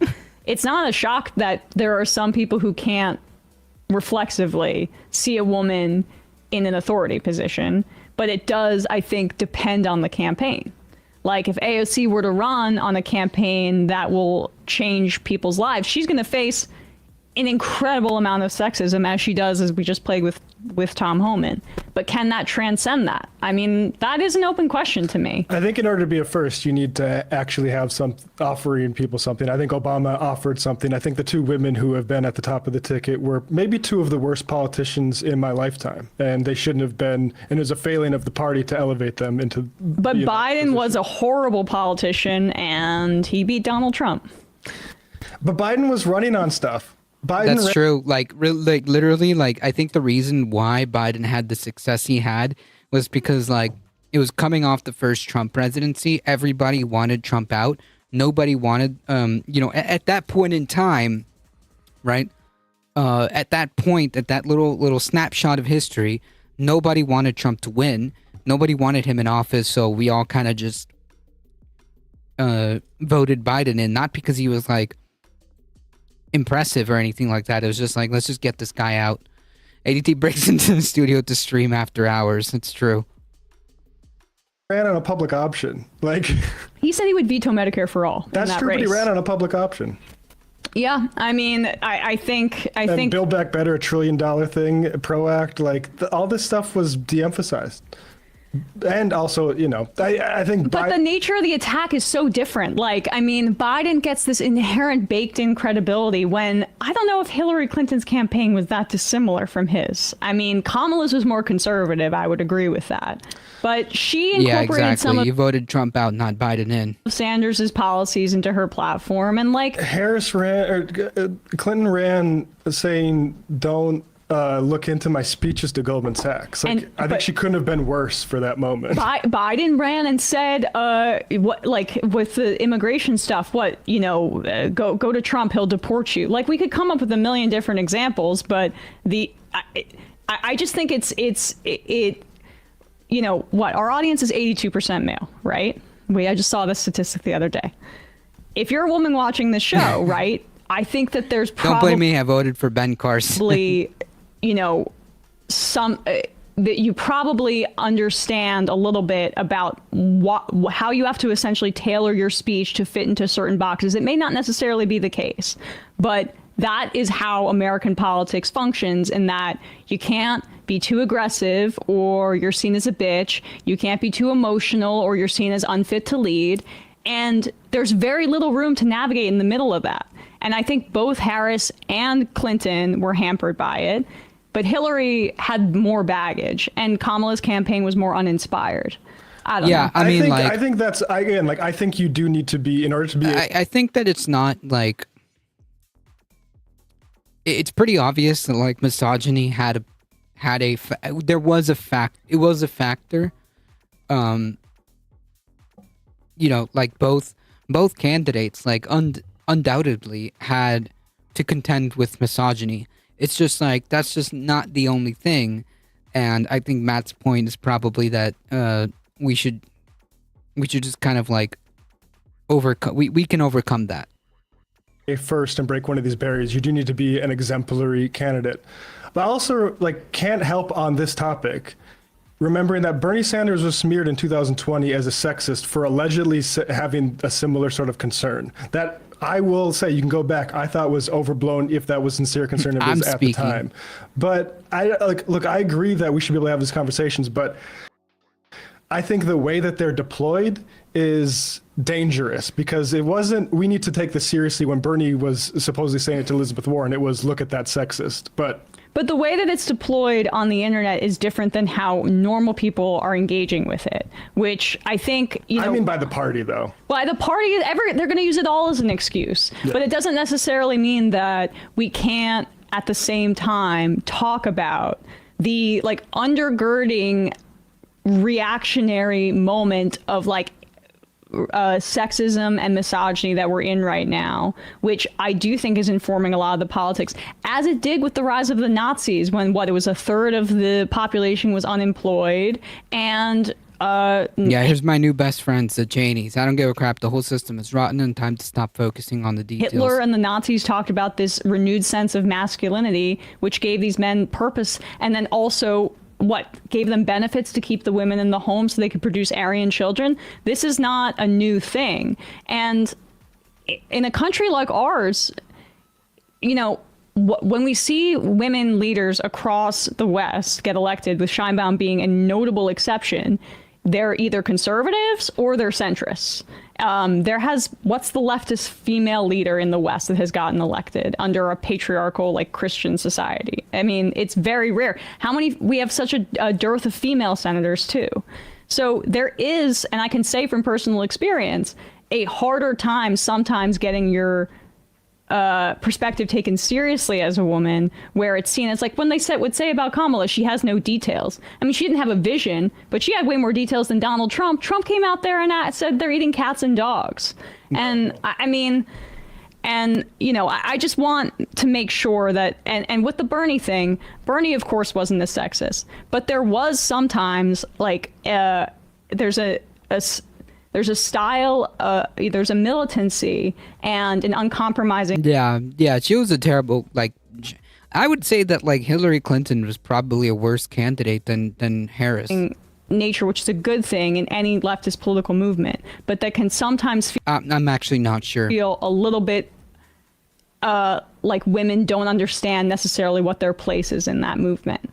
And I'm still struggling to try to find a way to I don't know, make that a part of my coverage in a way that also doesn't validate the bad faith concerns that you're talking about. Yeah, I mean, I just think, does this impact your AOC 2028 stuff? Because it doesn't for me. If she wins the primary, I'm willing to go to bat for that. I think she could win based on what we're saying, because she could have an agenda that's transformative, and then, the issues that we're talking. Man, that would be actually really cool. That would be really freaking cool.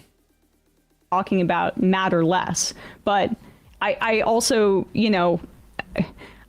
I don't want to belittle it, because I do think it's a real thing, and particularly reflective of I don't know, some things that I think the left could work on, being more inclusive in that way.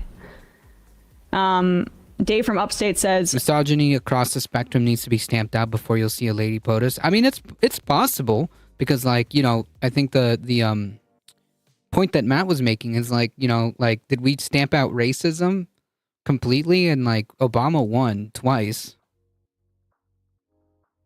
So, I guess it's possible. And I think that if the Democrats want to win and put forth a strong and inspiring female front runner, I mean, she's got a shot at literally. I mean, Harris didn't exactly lose by a big margin. Even Clinton didn't really lose by a big margin. It was very, very close.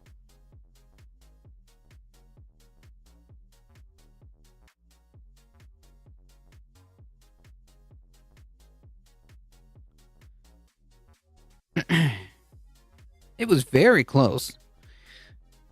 And Chad, if I had a Ziploc of pepperoni and cheese and somewhat cool backpack since last night, is it safe to eat? No, I don't think so. Look, I'm not a food expert, but that sounds sketchy. the fascists are here. Who cares why Hillary lost? But I think it's a discussion to be had for the future, especially if someone, say, like AOC decides to run. Maybe not this time around, but maybe next time. Emma, did you ever consider you lack a mission? I did not consider that. DSA Aaron in Atlanta said there were Bernie bros that were sexist, but Bernie wasn't. Exactly right. I mean, but there were going to be sexists in all, like, Biden was sexist and racist in the way that he put Kamala in the corner and didn't actually groom her to be his successor. He used her as a prop and then moved on with his life. These are just very insidious things that are, it's, as Sam would say. Those Ziploc bags are good at keeping air out. Might still be good. It might be. I'm just saying it sounds sketchy, but it might be okay. But I don't know. You know, it would suck to get food poisoning. Even though that does look kind of good, though. It's harder sometimes to identify misogyny than it is racism. Hey, folks, don't forget to hit the subscribe button and check out our daily show. We do it every day at... A Sam jump scare always gets me.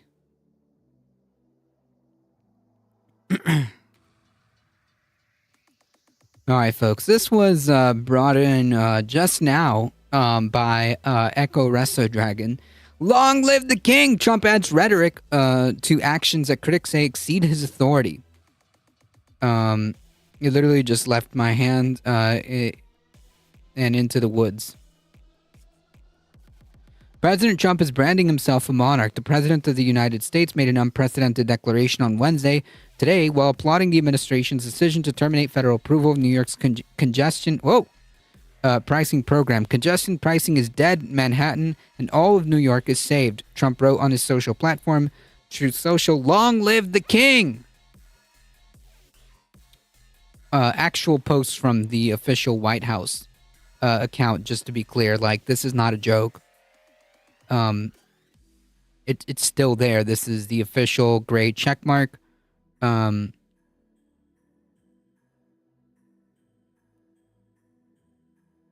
Yeah.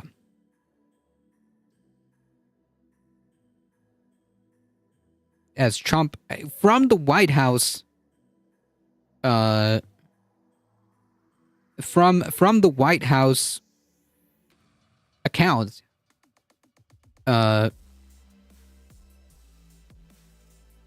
post this as a quote, by the way.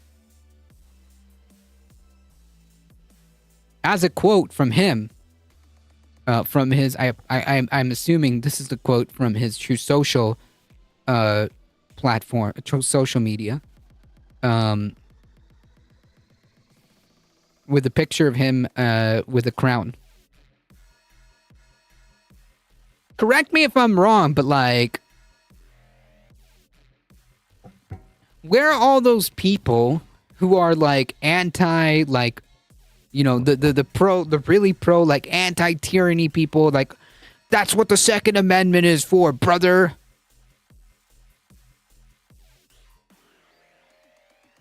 I mean,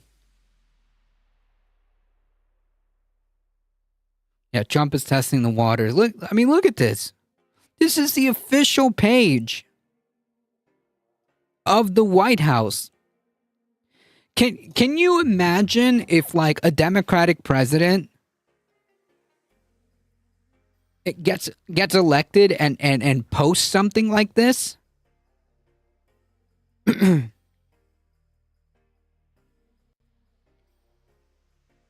And post something just so absurd like this, as there's probably some like AI slop with him with a crown.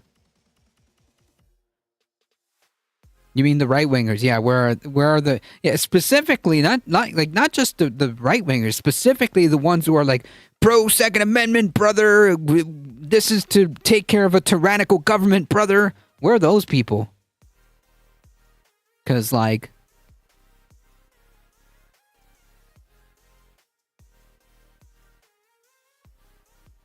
I mean, the imagery can't be more freaking clear.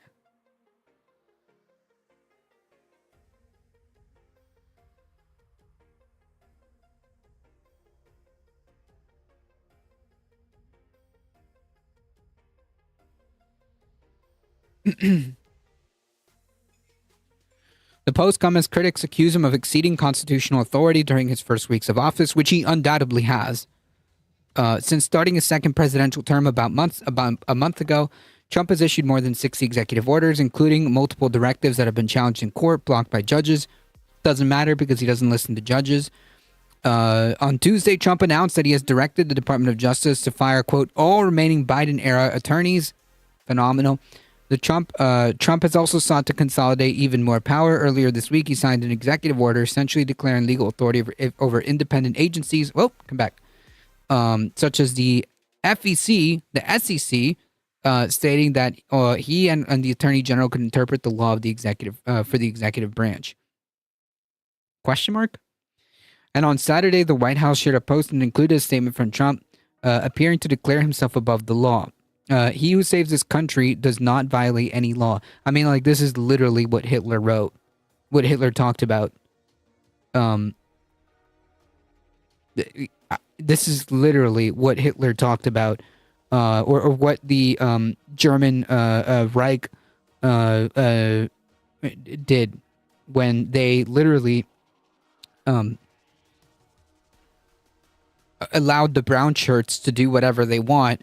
And they basically said, like, well, you're not violating any laws because you're doing it in service of the Reich. Yeah, tyrannical government is perfectly fine as long as it feeds the cultist dopamine addiction. So this is the exact same, like, interpretation of that, right? Like, if you're not breaking any laws as long as you're doing it in service to the Reich. I mean, Trump. Trump's proclamation of long live the king became a trending topic on Twitter. Now owned by his political ally. That's one way of putting it. The White House circulations of the phrase and the accompanying imagery of Trump wearing a clown stirred a flurry of immediate backlash. New York Governor Kathy Hochul rejected Trump's and White House posts. Yeah, I don't care. Like, listen, unless the next action that you do decrying this is, like, removing Mayor Adams, then, like, I don't know, man. Whatever. Illinois Governor Pritzker took to Twitter to post that his oath is to the Constitution of our states and our nation. We don't have kings in America, and I won't bend the knee to one. Some of Trump's supporters online lauded his declaration, even making and sharing their own imagery of him wearing a king's crown. White House Deputy Chief of Staff Taylor Buttigieg similarly posted what appears to be an AI-generated image of Trump dressed in a king's garb. Fantastic. BRB leaving for work. I'll leave the tab open, though. Thank you. Appreciate it. Similarly posted what appears to be an AI-generated image of Trump in a king's garb. Others who have claimed to have voted for him, however, expressed discomfort with the branding. What? Hey, wake up. Wake up. Okay? Trump's monarch proclamation is the latest in a series of unusual posts coming from the White House official social media accounts. I don't know about unusual. Like, this kind of tracks. On Tuesday, the White House posted a video of people in handcuffs, chains, preparing to board a deportation flight, stating it was an ASMR video, which is pretty freaking sick. That's pretty disgusting. It's a popular genre of content, typically made to help viewers relax. In another attempted joke about his administration's deportation efforts, the account on Valentine's Day posted a poem with faces of Trump and his border czar, Heinrich Himmler, complete with hearts dotted over a pink background. It reads, "Roses are red, violets are blue. Come here illegally and we'll deport you." Fantastic. The President of the United States, folks. In all seriousness, like, this is not a joke. Thank you for the follow. AKMAC, AK-Mac. This is not a joke, folks. Like, this is not, like, the time to be like, oh, well, he's just being, like, you know, an idiot and a fool, and, like, you know, no one should take him seriously. Nah, man. No, this is not the time for that. In fact, it should be the opposite. This should be raising more alarms. Because he's not going to stop, folks. Let me tell you. He's not going to stop. And, what's scary is that, like, Trump is not going to be here forever, right? Oh, hello, Cat. Trump isn't going to be here forever. What I'm worried about is that the people behind the scenes, the people that are actually, guiding him to make these types of decisions and policies and executive orders, they're doing this. They're taking advantage and using Trump as a vehicle, because he agrees, and kind of establish the future, because he's not going to be here forever. He's not young. And once the complete erosion of democratic, to the extent that they existed, of democratic institutions is complete, that's it. It's GG. President of the United States. No, monarch of the American Empire. Yeah, that's what he thinks of himself.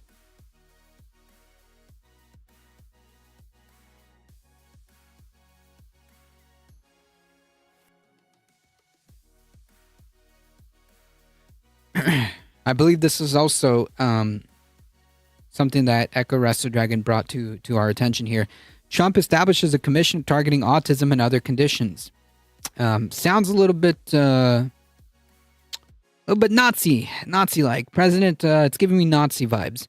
President Trump is now tapping the newly confirmed Secretary of Health and Human Services and vaccine denier, Robert Kennedy Jr., to lead a commission charged with, quote, addressing autism, addressing autism, and other health burdens. Trump issued an executive order last week calling for the creation of Make America Healthy Again Commission, which the White House says will be tasked with investigating and addressing the root causes of America's escalating health crisis. The group's initial focus will be childhood chronic diseases, the order said, citing conditions including autism, allergies, asthma, autoimmune diseases, fatty liver disease, obesity, and attention deficit hyperactivity disorder. Within 180 days, the commission is to produce a strategy to improve the health of the nation's children. The creation of the commission was announced shortly after the Senate confirmed Kennedy to take over the Department of Health and Human Services. By a vote of 52 to 48, Kennedy won the support of all Senate Republicans with the exception of Mitch McConnell, who is a polio survivor, who said he would not condone the relitigation of proven cures. Sorry, friggin' Freudian slip. Cures, and faulted Kennedy for record of trafficking in dangerous conspiracy theories and eroding trust in public health institutions. No Democrats voted to confirm him. Kennedy has for years promoted long discredited link between autism and childhood vaccines, and he refused to concede that no such link exists during his confirmation hearing. That has alarmed disability advocate organizations, with a dozen groups recently banding together to issue a statement asserting that vaccines do not cause autism. Yeah, so we're back to that. That's fantastic. Daniel Hall, the director of health equity at the Autism Society of America, said ambiguity of Make America Healthy Again Commission scope. Said the ambiguity of MAHA scope as it relates to autism is concerning. Autism is not a chronic disease. It is a complex developmental condition, and any federal initiatives addressing autism must be grounded in scientific evidence and the lived experiences of autistic individuals and their families. We urge the administration to provide clarity on the commission's objectives to ensure that debunked theories are not revisited or, end up doing some horrific, eugenics programs. However, Allison Singer, president of the Autism Science Foundation, expressed cautious optimism that the Trump administration's attention to autism will be a positive, particularly for those with profound autism. I give RFK credit. Under no circumstances do you need to give RFK credit for anything except being a disgusting human being. For wanting to study the causes of autism, we need more studies looking at the underlying biological causes of autism so that we can develop treatments that are based on biology and relieve the suffering that our children are experiencing. But the key is we can't let the discredited vaccine hypothesis become a distraction. That question has to be answered. It has. Vaccines do not cause autism. And the fact that you have this crackpot who has absolutely no business being the leader of the Department of Health and Human Services, no qualifications that would deem him worthy of that department, that it should be concerning.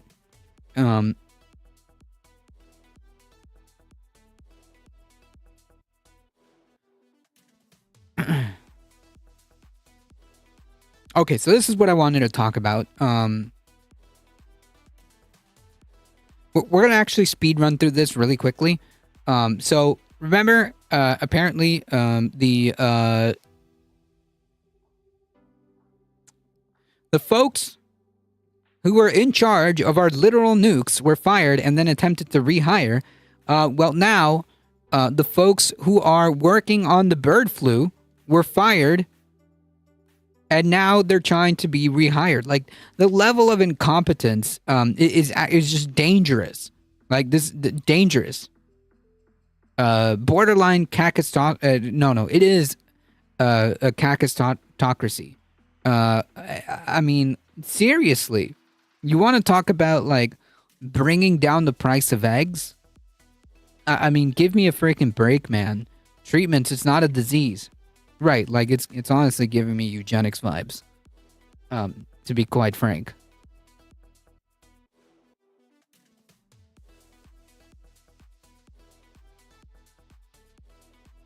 Like, I wouldn't trust RFK Jr. Anywhere near anything regarding health and human services, or anything, to be quite honest.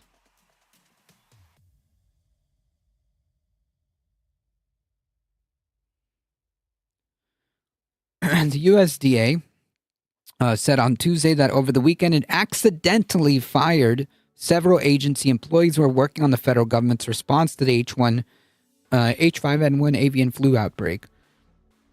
The agency is now trying to quickly reverse the firings. Although several positions supporting the bird flu efforts were notified of their terminations over the weekend, we are working to swiftly rectify the situation and rescind those letters. Yeah, fantastic. It blows my mind that he's in charge of anything. Yep. So that's cool.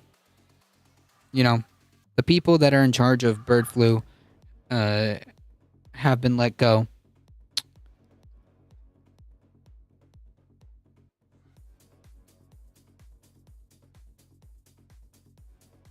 Trump claims expanded power over independent agencies. This is actually like the real, like one of the important stories that is happening. Like throughout all the BS, that we've had to kind of sift through, I think this one's one of the important ones to pay attention. It's just how our brains work, wired differently, right? So like, it's giving me eugenics vibes, is what I'm saying. Like whenever you start talking like, oh well, we need to take care of this certain group of people. We need to treat. It's like saying like we need to treat. It's like how Christians say that like conversion therapy is going to work. Like no, man. It's just giving me eugenics vibes.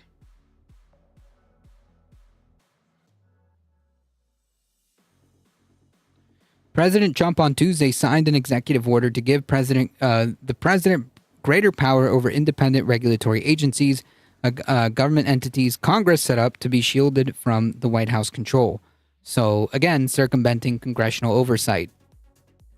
Well-known independent regulatory agencies include the Consumer Product Safety Commission, which issues recalls and safety warnings, the Securities and Exchange Commission, which oversees markets, and the FDIC, which ensures bank deposits.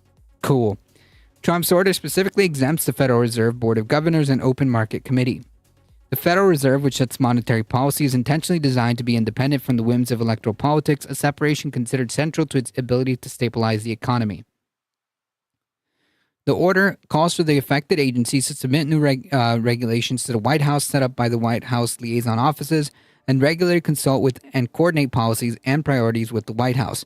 In claiming this new power over agencies, the order also gives the President and Attorney General the sole ability to interpret laws for the executive branch. No.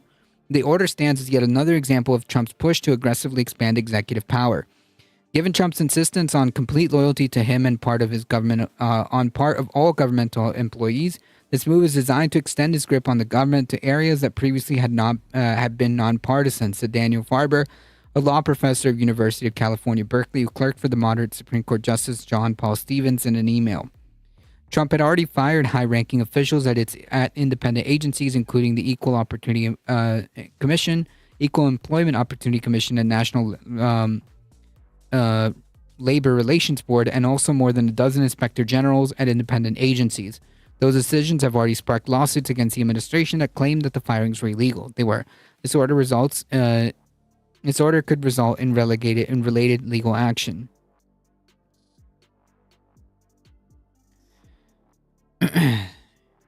Yeah, Trump thinks he's a king. He thinks he's a king. But yeah. The nuns tied my aunt's arm to her side until she stopped using it because only 7 years ago they thought left-handedness was a disease. Yep. Yeah, I mean, they forced my mom to be right-handed, even though she's not. Yeah, she's never had good handwriting because she was only allowed to write with her hand. With her right hand instead of her dominant hand, which is left. So, that's cool. Yeah, King Trump, fuck that guy. The White House has had the power to review regulations of government agencies for more than 30 years since President Clinton signed an executive order calling for regulatory review. However, the policy has long exempted independent regulatory agencies. At the center of Trump's new executive order is Russell Vought, the director of the office, the OMB, as acting director of the Consumer Financial Protection Bureau. He recently mandated that all staff stop performing any work tasks. Phenomenal. Vought advocated against the concept of independent agencies in an interview with far-right broadcaster Tucker Carlson shortly after the November election.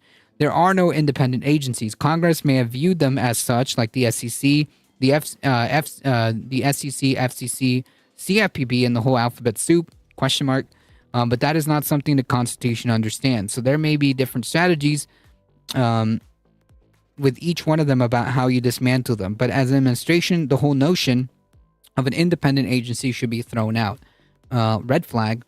The prospect of bringing in the reason why they're saying this is because like these are like presumably like one of the few guardrails that existed, right? The prospect of bringing independent agencies under White House control is laid out in Project 2025, a thing that Trump tried to distance himself from and lied about, by the way.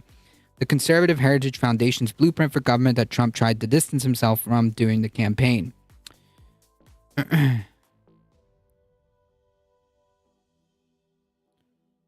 My friend teased me for being left-handed. He said only ladies write with that hand.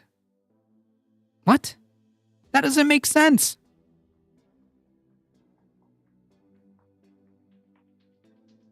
I can write with both hands. What does that make me?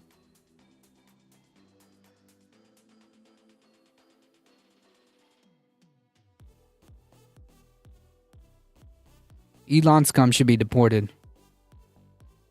Ambidextrous. Bi-curious? I guess so. Did you see the executive order drop? No, which one? Is this the one we're talking about?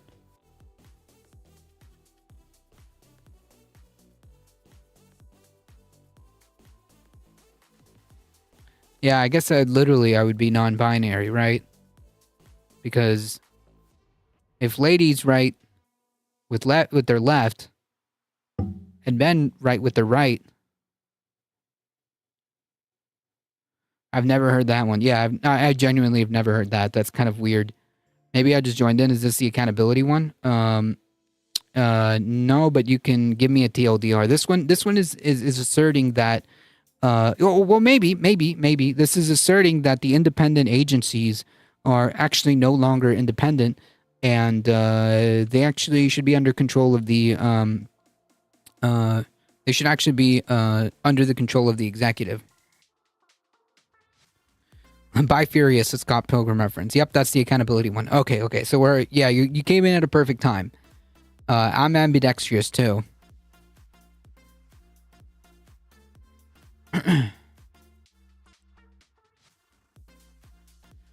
The order stands as another example of Trump's push to aggressively expand executive power. We went through that. The prospect of bringing independent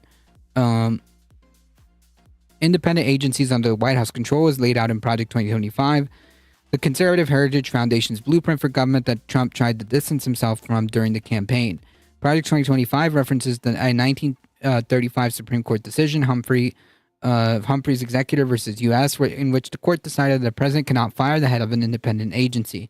Project 2025's chapter on the Department of Justice argues that that decision violates separation of powers. I was told by my mom when I colored as a kid, I could use both hands, but when I was in school, said I had to choose. I write left-handed, but I do a lot with my right hand. Aren't most doctors left-handed? Good question. Welcome, Good for Gabby. I wish I was ambidextrous. It's funny because, like,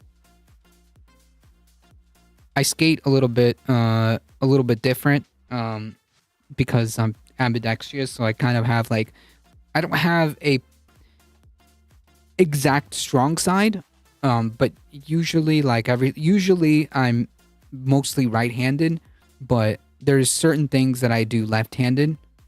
So, like, for example, usually, which hand are you supposed to use to cut with a knife, like when you're eating? Which hand do you use? Do you use your dominant hand or do you use your non-dominant hand? I'm tired, boss. Me too. I'm not even excited about the idea of a better future anymore. I just want to chill and do some cool stuff before the eternal darkness at the end of life. Yeah, I mean, we're still breathing, so, you know, we're still breathing. I use my me too. Apparently, from what I was informed, you're supposed to use your dominant hand because, you know, obviously, naturally, you would want to use your dominant hand to cut and then bring the food. But because you're ambidextrous, because I'm ambidextrous, it doesn't work that way. It doesn't work that way. We use our non-dominant hand. It's interesting. There are just certain things that I do with my non-dominant hand that acts in place of what normally would be my one's dominant hand.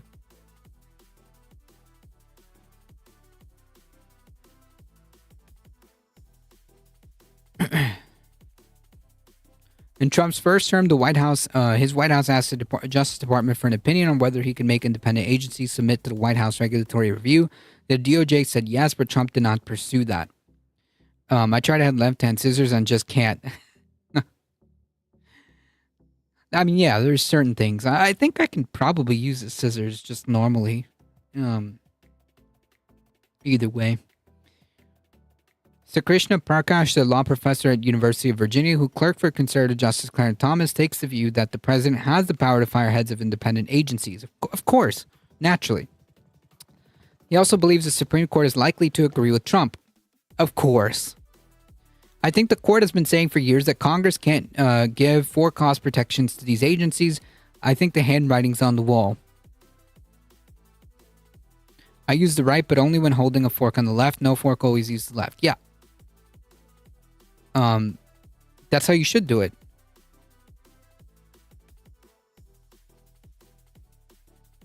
But but you're right-handed, right? Is that correct, Mousander? Because that's how you're supposed to do it. If you're right-handed, you're supposed to use your dominant hand, and then you hold the fork with your left, because that's how you're supposed to do it. Indeed, the Supreme Court, which has a 6-3 conservative supermajority, has been for years eroding the power of regulatory agencies. 5 of its 6 conservatives have during their careers served as White House lawyers. The practical results of this executive order could be far-reaching. One result will be to give the president much more control over the financial sectors, especially via the SEC. Adding that via the NLRB and FTC, Trump would have more control over labor and trade, respectively. The ultimate result could be a regulatory whiplash. I'm very left-handed. Oh, wait, so maybe I have it wrong. Or maybe I was taught wrong. My understanding is that you use, or does it not matter? Are you always supposed to use the knife in your right and the fork on your left?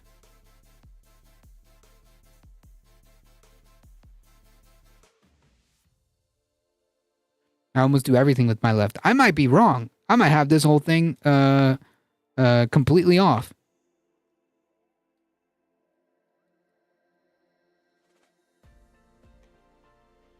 The commission system, dominant hand can be more skillful, but non can be more sensitive. The commission system has given these areas of the law some degree of stability, so the rules don't completely flip after every election. That would change under Trump's order. You were taught the left-handed way. Gotcha.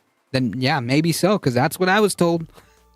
Maybe I got this whole thing wrong, and I was just told. I mean, my mom was left-handed, dominantly left-handed, forced to be a righty, but was always naturally left-handed, and that's what I was told. So yeah, I mean, maybe that's just the way it is, and maybe I have it wrong. According to Google, most people naturally eat with their dominant hand, meaning the hand that they use for most tasks is the way they eat with, so it's considered proper etiquette in most situations. Gotcha. Huh. More you know. So I was just, as Mouselander said, I was just taught how to do it the left-handed way. And I've always done it that way.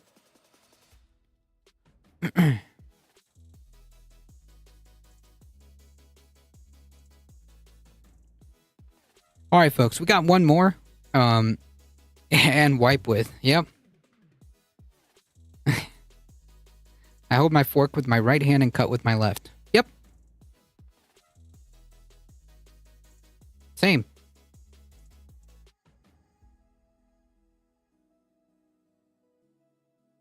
No, wait. I do it the opposite. I cut with my left because I'm holding the fork. Yeah,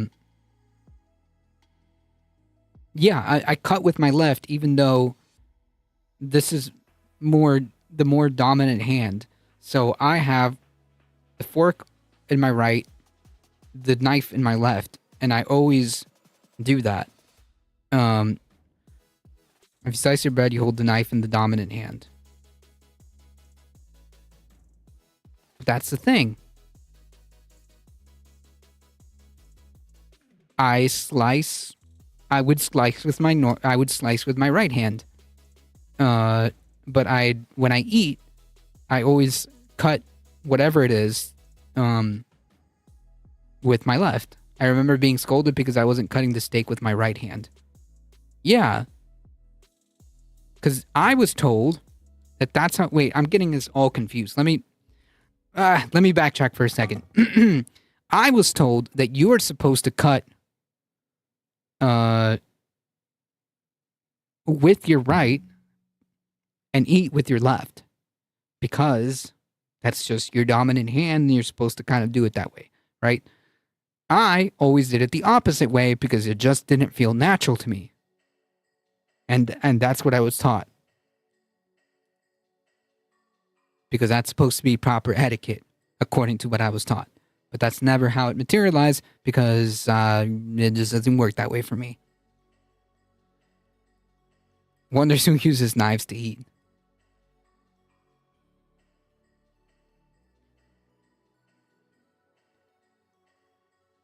Gotta cut my chicken with something.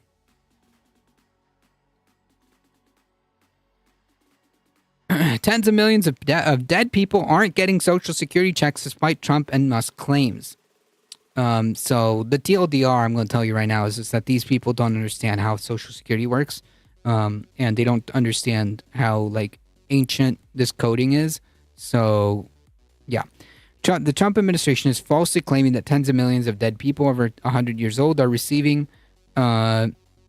Social Security payments, which is not true.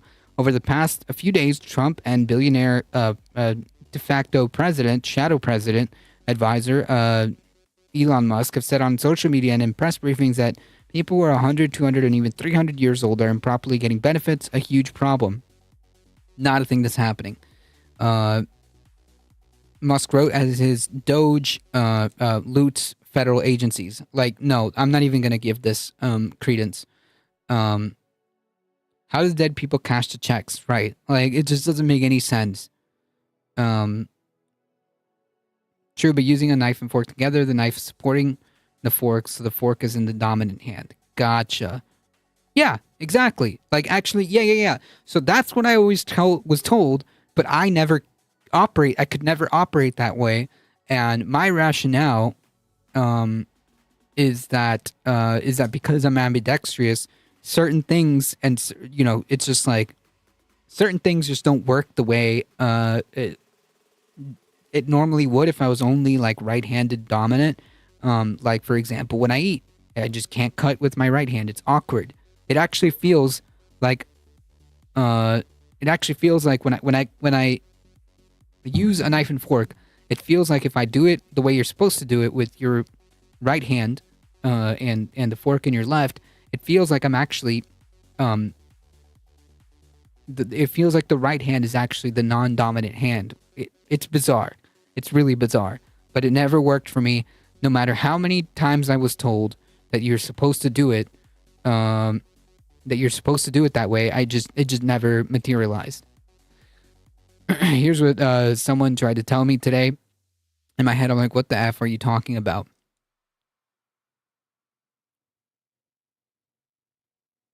Yeah, it's as big of a problem as citizens non-voting.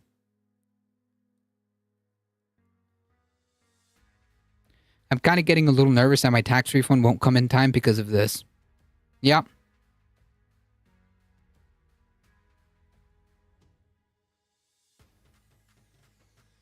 I use my dominant hand to cut the steak. I do whatever I want.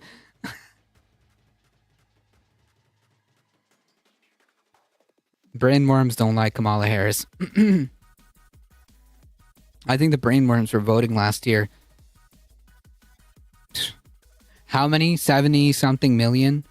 It is true that improper payments have been made, including to some dead people, but the numbers thrown out by Musk and the White House are overstated and misrepresented of Social Security data. Yeah, we know this. This is as Dan anonymously pointed out, this is exactly as like big of a problem as like voter fraud. On Tuesday, Trump said in a press briefing in Florida that we have millions and millions of people over 100 years old receiving Social Security benefits. They're obviously fraudulent or incompetent. If you take out all those millions of people off Social Security, all of a sudden we have a very powerful Social Security with people that are 80 and 70 and 90, but not 200 years old. So like basically there's going to be people that are not going to receive their due benefits because they don't understand how the freaking code works. I had someone try to tell me this today in my head, like, what the F are you talking about? Right. Late Monday, Musk posted a slew of posts in his social media platform Twitter, including maybe Twilight is real and there are a lot of vampires collecting Social Security, and having tens of millions of people marked in Social Security as alive when they're definitely dead is a huge problem. Not true. Obviously, some of these people would have been alive before America existed as a country. Think about that for a second. Or think about, like, maybe, stop meddling in things you don't understand. I wrote a paper about this in university. It's more important how dominant one hand is more than which one is dominant. Yeah, that actually makes more sense. Mouselander. Like, these people are touching stuff they don't understand. The reported data are people in our records with Social Security numbers who do not have a date of death associated with their record. These individuals are not necessarily receiving benefits. I'm confident that with Doge's help and the commitment of our executive team and workforce, that Social Security will continue to deliver for the American people. Yeah, whatever, dude.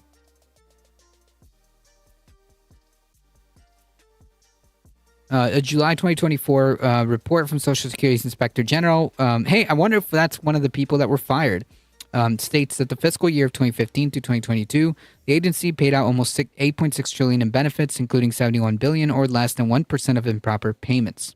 Less than 1%, a literal statistic rounding error. Most of the erroneous payments were overpayments to a living person, not dead people. So it turns out like it has to do with the COBOL programming language.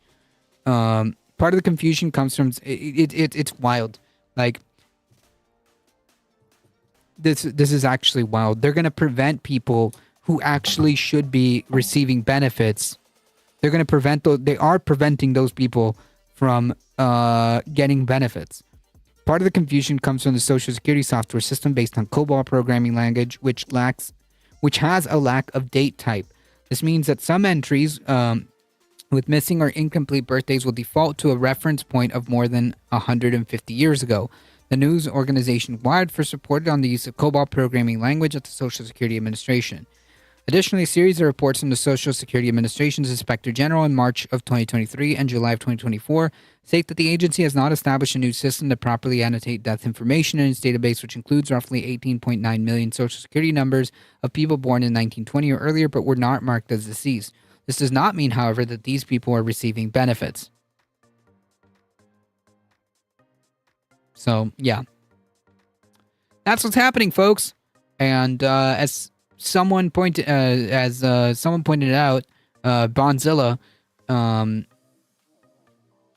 yeah, this is concerning that you have these type of people messing around in things that they know nothing about, and potentially screwing a lot of people over benefits that they are entitled to, and including, tax returns. Like, what is going to happen with that?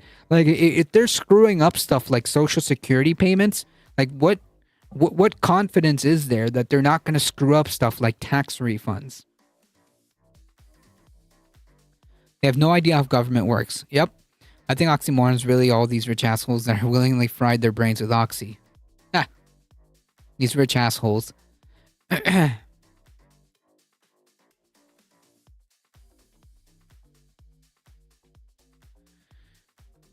right, folks. It's about 7:30. I got to get out of here, folks. Thank you all for stopping by. Appreciate it. Thank you. Thank you for supporting the channel. There's been quite a couple of you that have hit the follow button today. Thank you, and welcome to all the new followers. I appreciate you guys being here. If you guys want to support the channel, keep hitting that follow button. Make sure you join us on Discord if you want to keep up with the channel. Spread the word far and wide. We're here Monday through Thursday, 5 p.m. Eastern Time. It knows COBOL very well, and it still ain't going to help them. Thank you, Michael Hasser, for modding the chat. Thank you, Anodyne, for hanging out in the chat as well. Appreciate it. Thank you, Echo Wrestler Dragon. I appreciate it. Thank you all for being here. Thank you for your support. You guys are what makes this channel go. I appreciate it. We'll be back tomorrow around 5 p.m. Eastern Time. As always, folks, please stay safe. Oh, wait. Yeah. Join the Discord. Do the Substack stuff. Like the stream. Join the YouTubes. Do the awesome stuff. I almost forgot about that. Thank you, guys. Good for Gabby. Thank you. And thank you to the YouTube crew for hanging out. I appreciate it. Yeah, support the channel in as many ways as you can. If you want to support the channel directly, check out the merch store and hit the exclamation mark tip button. Thank you. Ground Level News, thank you so much. I appreciate it. Folks, as always, please stay safe. Please take care of each other. I love you all, and I hope to see you guys in the next one tomorrow, 5 p.m. Eastern Time. See ya! Thank you, Ladybug. Appreciate it. Moanep, thank you so much.